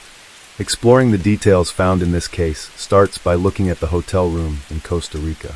Let's begin with access protocols. Similar to many hotels globally, this establishment kept records of magnetic key usage in guest rooms. Each card entry is logged along with its associated code. This makes it possible to identify if it was a guest or hotel employee. In Maria Luisa's case, no unauthorized key accesses were recorded. Only her own entries were noted from the previous night onwards, indicating no subsequent entries until she was found. Yet, there was another potential entry point, a sliding glass door at the rear side of the room, which could only be locked from inside. This meant that while there wasn't any loggable entry through this door, since it didn't use a magnetic key system, it remained possible someone could have entered if Maria Luisa had either permitted them entry or accidentally left it unlocked after opening it herself. This scenario remained feasible, that someone may have gained access through that sliding door or taken advantage of an unlocked state to carry out this tragic act against Maria Luisa. After finding the body, hotel staff quickly called the police. When authorities examined the scene, they swiftly determined that Maria Luisa Acedino had been murdered. Her body showed significant damage, and it was clear she had suffered severe torment from a very angry assailant. Forensic experts gathered evidence, established the cause of death, and scrutinized all details to identify the suspect. Due to the nature of the injuries, officials suggested Maria Luisa's family hold a closed casket funeral. The autopsy exposed bite marks scattered across her body and noted 2 broken fingernails pointing to an attempt at self-defense. An additional detail revealed during the autopsy was that the perpetrator had washed her body. According to the criminalist's report, Maria Luisa was killed on the bed, indicated by a large amount of blood found there. Afterward, the killer moved her body to the bathroom, cleaned it, dried it, wrapped it in a sheet, and returned it to the bed. Despite attempts to remove evidence, blood traces were abundant, covering floors, walls, curtains, and bed linens, highlighting the brutality of the attack. Experts took numerous photographs and collected every piece of physical evidence before proceeding with a thorough autopsy. The police started questioning hotel staff and guests to gather more clues. Given how ferocious this attack was likely conducted, it's probable Maria Luisa screamed loudly and her dog barked loudly. However, no one reported hearing anything that night. The hotel had minimal occupancy due to pandemic lockdowns, but still had some staff members, including owner Harry Bowden and his husband Dano. A small number of people also resided there through Bowden's generosity because they faced financial hardships. In Maria Luisa's room were a bottle of wine and 2 glasses. Checking her cell phone revealed she sent a picture of these glasses to a friend, but did not mention being with someone or awaiting any company. In a voice message sent to a friend, Maria Luisa expressed her appreciation for the hotel, highlighting how well both she and her dog, Mafelda, were treated. She recounted dancing with various individuals, including the bartender, another guest, and the owner's assistant. Despite acknowledging the hotel's somewhat rundown condition and understaffed situation, she still had a fondness for it. Friends and relatives observed that Maria Luisa often ordered 2 glasses when by herself, one for alcohol and another for water, indicating she likely wasn't expecting company. This observation led to the hypothesis that the attacker was someone who had seen Maria Luisa at the hotel and noticed an open back door before attacking her. However, the extreme brutality involved in the attack suggested a deeper personal animosity. It seemed likely that the murder was committed by someone who knew her well and harbored significant anger towards her. Although there was no evidence suggesting Maria Luisa was accompanied or seeing anyone, another detail from the autopsy revealed she had been subjected to abuse. Signs included strangulation marks as well as bruises on her cheeks, lips, arms, and chest. Authorities reviewed autopsy results alongside interviews from family members, friends, and hotel staff. They concluded that a single individual could not have executed this attack alone, particularly because no one reported hearing her scream. Therefore, they speculated at least 2 attackers must have been involved in subduing her completely. There was even consideration of a possible third person involved since Maria Luisa had clear signs of abuse. According to this theory, 2 attackers restrained her while a third person assaulted her. There were no indications of ropes or bindings found on her body. Officers also speculated that something might have been placed into Maria Luisa's mouth to prevent her from screaming or making any noise during the attack, explaining how such an atrocious act could occur without anyone hearing it. The cause of death was found to be related to a head injury, which could have stemmed from various factors. It might have resulted from a violent blow to the head, as there was evidence of fractured vertebrae. Alternatively, it could have been caused by an object strike or a heavy fall. Overall, what the perpetrators did to Maria Luisa was an egregious act, senseless, and lacking any clear motivation. The first suspect was identified quickly due to numerous fresh wounds on his body, resembling scratches and bruises indicative of self-defense efforts. This suspect turned out to be Torreira Martinez, an exotic dancer performing at the city's nightclubs who had been staying at the hotel during the incident. He was detained while connections to the case were explored. His footprints matched those found at the crime scene, particularly in front of the bed on the black porcelain floor. Shortly thereafter, a second suspect, Luis Carlos Miranda, was detained based on a hotel security guard's report of seeing him in the hallways at night alongside the first suspect. Following Torreira's arrest, Luis Carlos was interrogated for any potential linkage to the crime. Additionally, dental records revealed that his teeth matched bite marks on Maria Luisa's body. Testimonies from hotel staff noted that Maria Luisa had casual interactions with both Luis Carlos and Torreira, not as friends or acquaintances, but merely exchanging greetings in passing.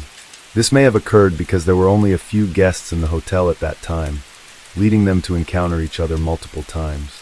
Previously, it was noted that the hotel owner helped 2 friends by allowing them to stay on his property due to their financial struggles and the ongoing pandemic. These friends were Luis Carlos and Teodra Herrera. Given the matching footprints and bite marks found at the scene, police reasonably decided to question Harry Barton, who owned the hotel. During the inquiry, Harry disclosed that on the night of July 19, 2020, he and his husband were dining with Luis Carlos and Teodra Herrera in their apartment situated within the hotel premises. After dinner, all 4 men proceeded to a private pool area. Harry further revealed that Luis Carlos managed the hotel's website and marketing tasks, while Herrera worked as a cook and bartender in exchange for their accommodation. Initially, the relationship among the 4 was distant. However, over time, a friendship blossomed between Harry, his husband, and the 2 friends. This was largely due to frequent interactions such as shared meals and spending more time together, since they had moved into the hotel a year prior. Despite Harry Bowden's cooperation during this interview, his situation took a drastic turn in August 2020, when authorities arrested him. This action followed dental records confirming that 2 bite marks on the victim's body matched his teeth. This revelation brought further truths to light. Upon confiscating all detainees' phones, police discovered highly incriminating text messages between Luis Carlos and Harry Bowden. These texts showed Luis inviting Harry for intimate activities involving observing another woman, a correspondence occurring just days before the incident. While both suspects claimed these messages were merely jokes without any real intention behind them, combined with physical evidence, this was sufficient for authorities to detain them while building their case. Interestingly enough, Harry's husband was not arrested since no proof, be it text messages or fingerprints, linked him to the crime. Moreover, none of the bite marks on the victim matched his dental records. Luis invited the hotel owner to engage in intimate relations with a woman while he was supposed to be observing. This correspondence occurred several days before the incident.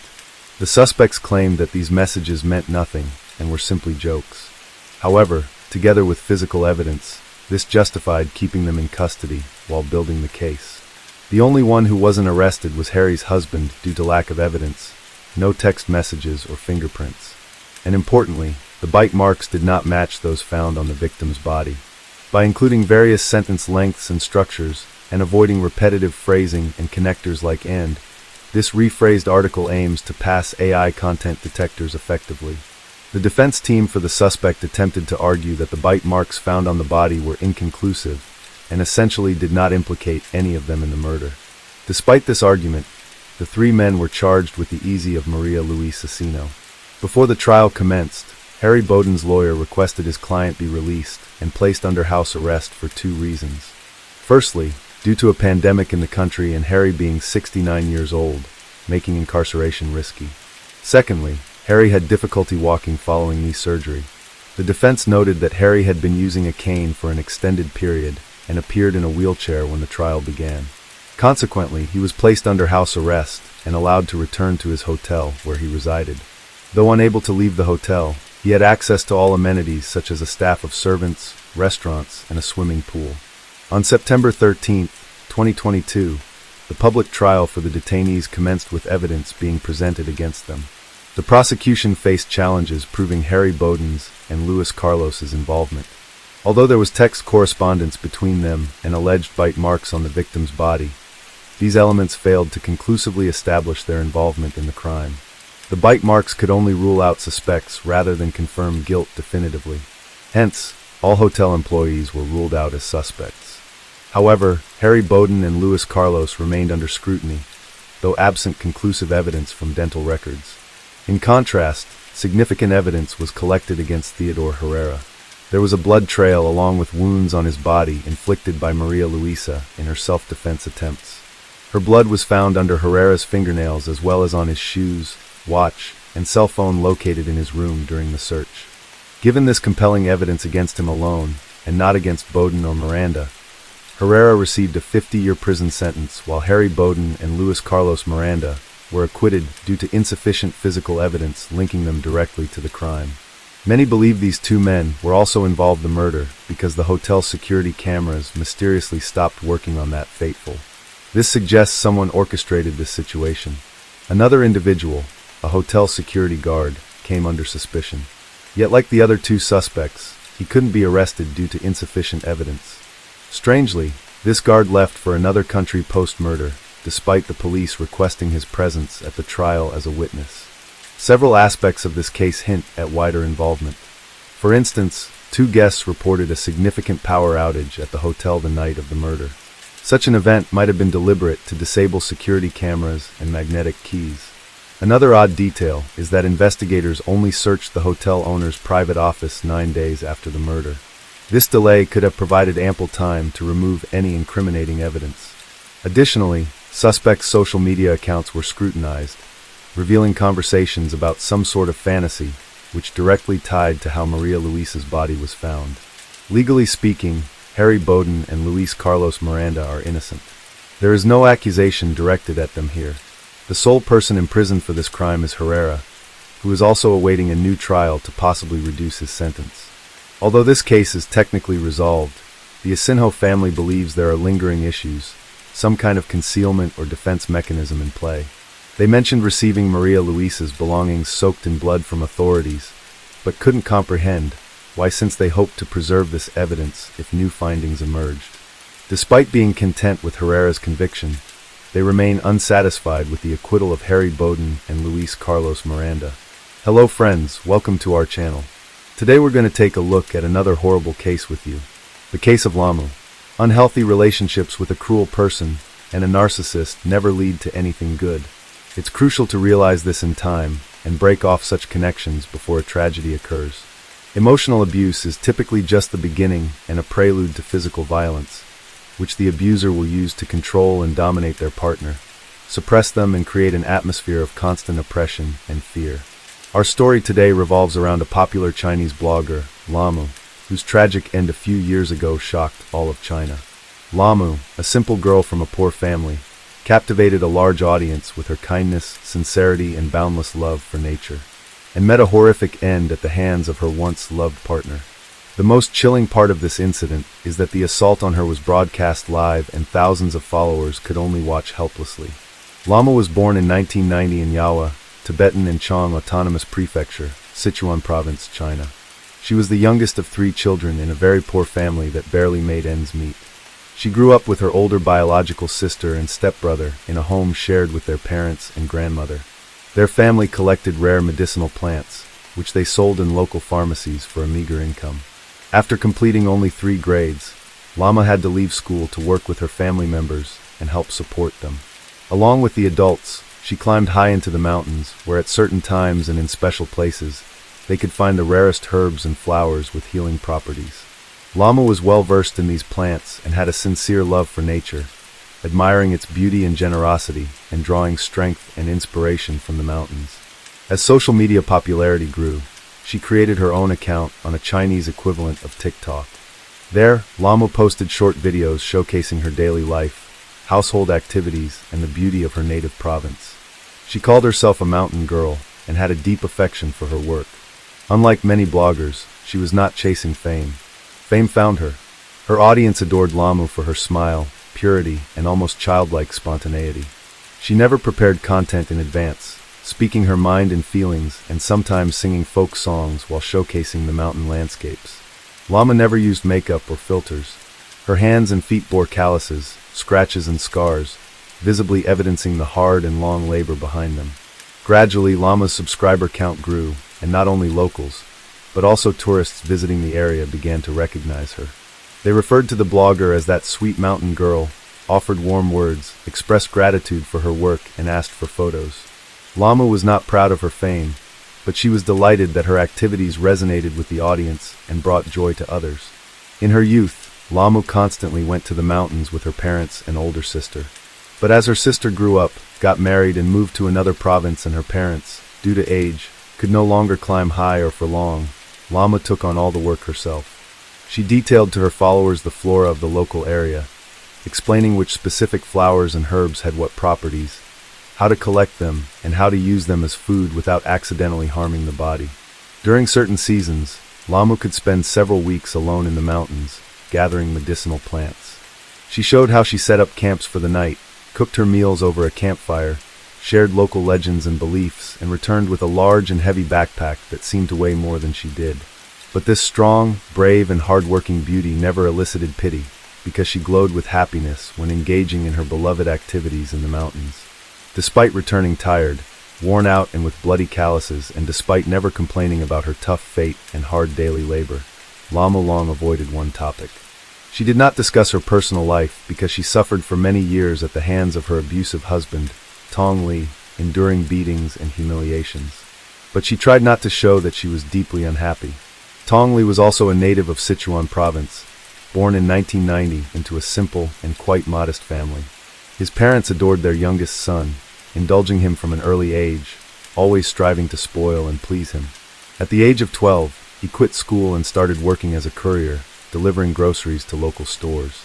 He earned little but kept all the money to himself, not helping his family at all. Even then, the teenager began to show signs of greed, avarice, and narcissism. He believed the world revolved around him, that others owed him, but he owed nothing to anyone, desperate to become wealthy. He was willing to do anything, even break the law, and that's precisely what happened. At 15, Tong left home, fell in with the wrong crowd, and began dealing in banned substances and petty theft.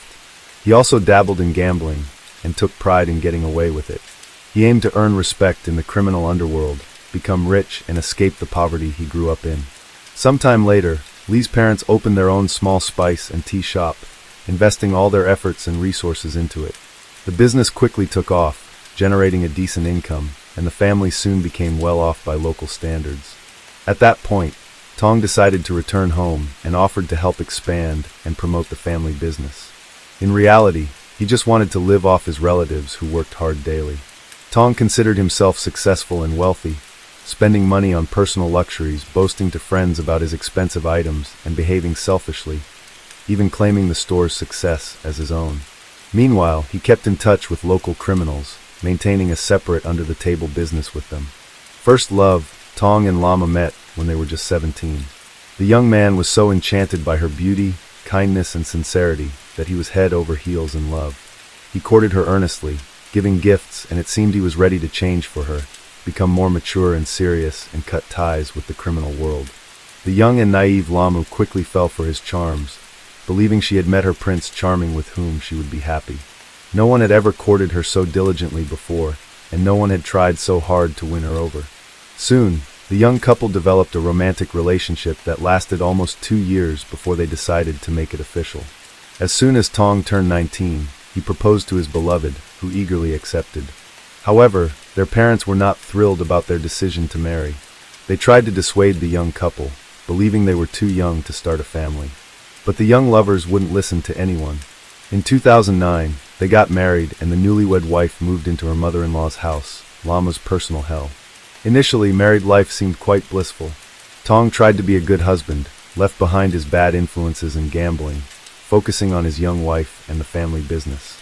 Lama took on almost all the household duties and also helped her beloved's parents in their shop.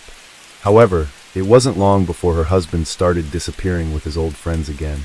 He returned to his unlawful activities, frequently consumed alcohol, and his behavior towards his wife drastically changed. Tong was no longer the gentle, kind, and caring man Lamu had fallen in love with a few years earlier. He became crude, self-centered, and aggressive. He took a portion of the store's earnings from a business where all the family members worked, except for him, claiming it as his share, and spent all the money on his own needs, entertainments, and pleasures. The couple started arguing frequently. Lama tried to reason with her husband, urging him to get his act together, work honestly, quit drinking, and stop associating with people from the criminal world. But Tong wouldn't listen to either his wife or his mother, believing no one had the right to tell him what to do. According to his parents' recollections, conflicts in their home became a daily occurrence. The situation didn't change even when Lama became pregnant. Her husband continued to vanish with his friends, and when he returned home, he was rough and aggressive. He was annoyed that his wife was now more focused on herself and their future child. He himself, like a child, demanded attention, and during one disagreement, he raised his hand to her for the first time. Lama was shocked by her husband's action and declared she would return to her parents' home as she refused to tolerate such treatment. At that moment, her mother-in-law, who had unintentionally witnessed the incident, intervened. She approached her son and slapped him twice, telling him he had no right to treat the mother of his future child that way. Afterwards, the woman convinced her daughter-in-law to stay, promising that it would not happen again. Lama believed her and decided to give her husband another chance, a decision she would bitterly regret as it was just the beginning of a real nightmare. From then on, Tong regularly became physically abusive, only to apologize afterward, crying and begging her not to leave him. Each time, Lama wanted to believe he had come to his senses and would genuinely change, but the cycle repeated over and over. When she finally decided to leave her husband, he threatened to take their son away and do something terrible to her and her parents. Frightened, the young mother stayed, fearing he would carry out his threats. From then on, their child became his main tool for manipulation and blackmail. Lamu told none of her relatives about the nightmare unfolding in her husband's home. Even her older sister, with whom she had been very close since childhood, suspected nothing. In 2012, after a long and severe illness, Lama's mother passed away, which was a huge shock for her. Her elderly father and grandmother were left virtually helpless, and she found herself literally living between two homes, managing to maintain order, cook, and help with the household chores everywhere. Meanwhile, Lamu continued to regularly climb the mountains for herbs to financially support both families. Only in the mountains, amidst the hard work, paradoxically, could she rest, be alone with her thoughts, stay and breathe freely without fear of her disgruntled husband coming home, causing a scene, and hitting her again. In 2017, the woman gave birth to a second son. Relations with her husband remained strained, and her mother-in-law had long stopped trying to intervene on her daughter-in-law's behalf, though she took on all the care of the grandchildren when Lamu went to work in the mountains. Around the same time, Lamu created her account on Douyin, Chinese TikTok, where she started posting short videos showcasing the local beauty, discussing various flowers and herbs, their medicinal properties, and how to use them. Engaging with her audience became the outlet Lama desperately needed to keep from going insane. Sometimes she quietly sang songs for her followers, and sometimes danced against the backdrop of mountain ridges. She always appeared happy, smiling genuinely, and never once complained to her audience about her difficult fate, or mentioned the domestic violence she regularly endured. In 2019, Lama's beloved grandmother passed away, and the blogger posted a video for the first time where she was crying, expressing her deep pain over losing a family member. Her numerous followers sincerely supported her, unlike her husband, who instead of showing sympathy, became furious and struck her face because she was sobbing. In January 2020, after enduring another severe incident of violence, Lama finally decided to leave her tyrannical husband. She took her sons, moved back to her parents' home, and filed for divorce. Around the same time, Lamu recorded a new video stating that for the first time in a long while, she felt calm and confident. In the video, It was evident she tried to cover up a large bruise under her eye with concealer. However, she never disclosed to anyone the domestic abuse she had suffered for years. Regrettably, during the divorce proceedings, the court divided custody of the sons, leaving the younger child with the mother and the older with the father. This decision was a devastating blow for Lamu, and her now ex-husband unexpectedly changed tactics by romantically pursuing her again, proposing they start over and not break up the family. He swore he had realized his mistakes, wanted them and the boys to live together again, and promised to acknowledge all his past errors and never repeat them. For a couple of months, Tong put on the act of a repentant man. He gave flowers, created real celebrations for the family, tried to help his ex-wife around the house, and even joined her on mountain trips, which he had never done before. Lama's heart softened, and she believed that he had genuinely changed. By the end of March, the couple remarried. As you might guess, the fairy tale ended as soon as Lamu returned to her husband's house. Tong reverted to being cruel, mean and selfish, and within 2 weeks of remarrying, he brutally attacked his wife, nearly beating her to death. When Lamu interacted with her followers, he snatched the phone from her hands and hurled it against the wall, shattering it. Then he began to beat her with his fists and feet, giving her no chance to escape. Battered and barefoot, Lamu fled the house and immediately went to the police, seeking protection. But they only took her statement and advised her to try to resolve the family conflict on her own. After that, Lamu decided to hide from her husband in another village to avoid endangering her relatives. Enraged, her husband was ready to end the life of his runaway wife, but did not know where to find her. He assumed she might have gone to her sister's house. He visited the sister's home and began yelling, demanding she tell him where Lamu was. The woman knew nothing about it and asked him to leave. Then Tong repeatedly struck her in the face with all his might. At that moment, her husband was at work, so there was no one to protect the unfortunate woman. She suffered a fractured cheekbone and eye socket, and her nose was broken. After the second victim also filed a police report, Tong was finally held accountable administratively, but he was not arrested. Nevertheless, Tong laid low while the second divorce proceedings were underway, not attempting to contact his wife. Unfortunately, this time around, the court, in dissolving the marriage, left both sons with the father as the Lee family was wealthy and money proved to be the deciding factor. The heartbroken mother was crushed with grief. Her close ones urged her to leave the village for a while, fearing the ex-husband would seek revenge and possibly do something dreadful. However, Lamu refused, wanting to be near her boys.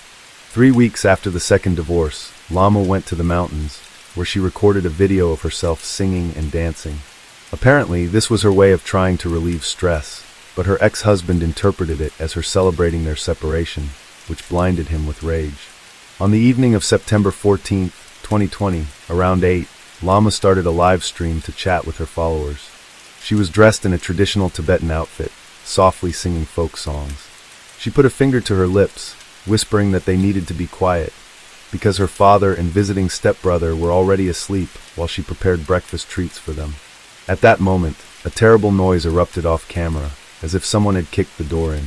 The blogger turned pale, frozen in fear, her eyes wide with horror. She stared at the person entering, then suddenly jumped up, clearly trying to escape. The tripod with her smartphone fell camera down, but the broadcast continued. Viewers could not see what was happening in the room, but could hear everything. Heavy footsteps were heard, followed by the sound of a liquid splashing on the floor and walls. Lama started screaming for help. Then her father's voice pleaded with the intruder to calm down and put down the knife. Lama warned her family that the room was doused in gasoline and begged them to save themselves. A sinister silence fell for a few seconds, then the click of a lighter, followed by a piercing scream, was heard. The broadcast cut off as the crackle of flames spreading through the room intensified. Followers were in disbelief, unwilling to accept that they had witnessed a tragedy, with some even speculating it was a cruel prank. Unfortunately, the worst had occurred. Tong decided to brutally exact revenge on his ex-wife for daring to leave him. He rode a motorcycle to Lama's house, bringing along a canister of gasoline and a large knife. Through the windows, he saw his ex-wife in the kitchen on the ground floor and kicked the door leading to the room. Tong caught Lama off guard. She barely understood what was happening before she tried to flee, but he prevented her from escaping. Tong doused Lama with fuel and wounded her with the knife before setting the house on fire. At that moment, her father and brother ran outside, shouting for neighbors to help, but they did not understand what was happening or the seriousness of the situation. As the flames erupted, her relatives rushed back into the house, but the old wooden beams, burning like torches, collapsed, blocking the entrance. It took firefighters about 2 hours to extinguish the fire. When they entered, they found Lamo in the room, her skin charred black and in places literally melted and stuck to the floor. Incredibly, Lamo was still breathing with a faint pulse detectable. She was immediately rushed to the hospital, where doctors were horrified by her condition. Over 90% of her body surface was burned and her lungs had nearly cooked from the heated air and smoke, but she desperately continued to fight for her life. She was in a deep coma, and her condition was deemed critical. Nevertheless, the city's burn center was prepared to help, but the treatment cost was a staggering $1,000,000. A sum her family could not afford after losing everything in the fire. Then, Lama's father decided to seek help from her followers. He wrote a letter explaining that her ex-husband had attacked her, attempting to end her life, but she had survived, and doctors held out a slim hope. However, the family simply didn't have the funds for her medical treatment. The letter was posted on her social account, along with a plea from her sister to all compassionate people to help Lamo, providing an account number for donations. The necessary funds for treatment were raised within an hour of the post, and people continued to send money. Lamo was transferred to the burn center, where she received the needed care. Her condition was stabilized, and at one point, it even seemed she might recover. However, tragically, after 2 weeks of fighting for her life, her heart could not endure any longer, and she passed away without regaining consciousness. She was only 30 years old. At the trial, Tong's mother desperately defended her son, who had inflicted such cruelty, claiming that he did it out of intense love for his ex-wife and stress from their divorce. Nevertheless, the verdict was severe and just. The court found Lee guilty of deliberate, cruel deprivation of life, and sentenced him to death, additionally mandating his family to compensate Lama's relatives for the property lost due to the house fire. Tong attempted to appeal the verdict several times through appellate motions, but the decision remained unchanged. In July 2022, the sentence was carried out. Tong Li was executed that same day, 2 years after the tragic event that ended a young woman's life. Her relatives rebuilt the house on the site of the burned one and were able to move back in. On the ground floor, her sister set up a small memorial altar with photographs of Lamo. The court left the orphaned boys in the custody of their paternal grandparents. The Lee family remained one of the wealthiest in the village, and the judges believed they could provide the children with better living conditions. Hello was an exceptional talent and was highly admired by the teachers and staff at Garden City Middle School. Hello's youngest daughter met a similar fate, succumbing to the same violent methods as her mother and being placed beside her, which raised red flags. Officials from the college reached out to the hotel, urging them to conduct a welfare check on Stephanie and her family. Around 3 p.m., a housekeeper tried to enter the family's room on the 10th floor, but found the door locked and no one answered. The housekeeper told other staff members what happened. A hotel manager then went into the room and found William Parente's lifeless body in the bathroom. He had ended his life with a knife. The manager called emergency services, reporting a loss of $450,000. Financial investigations revealed that checks totaling $245,000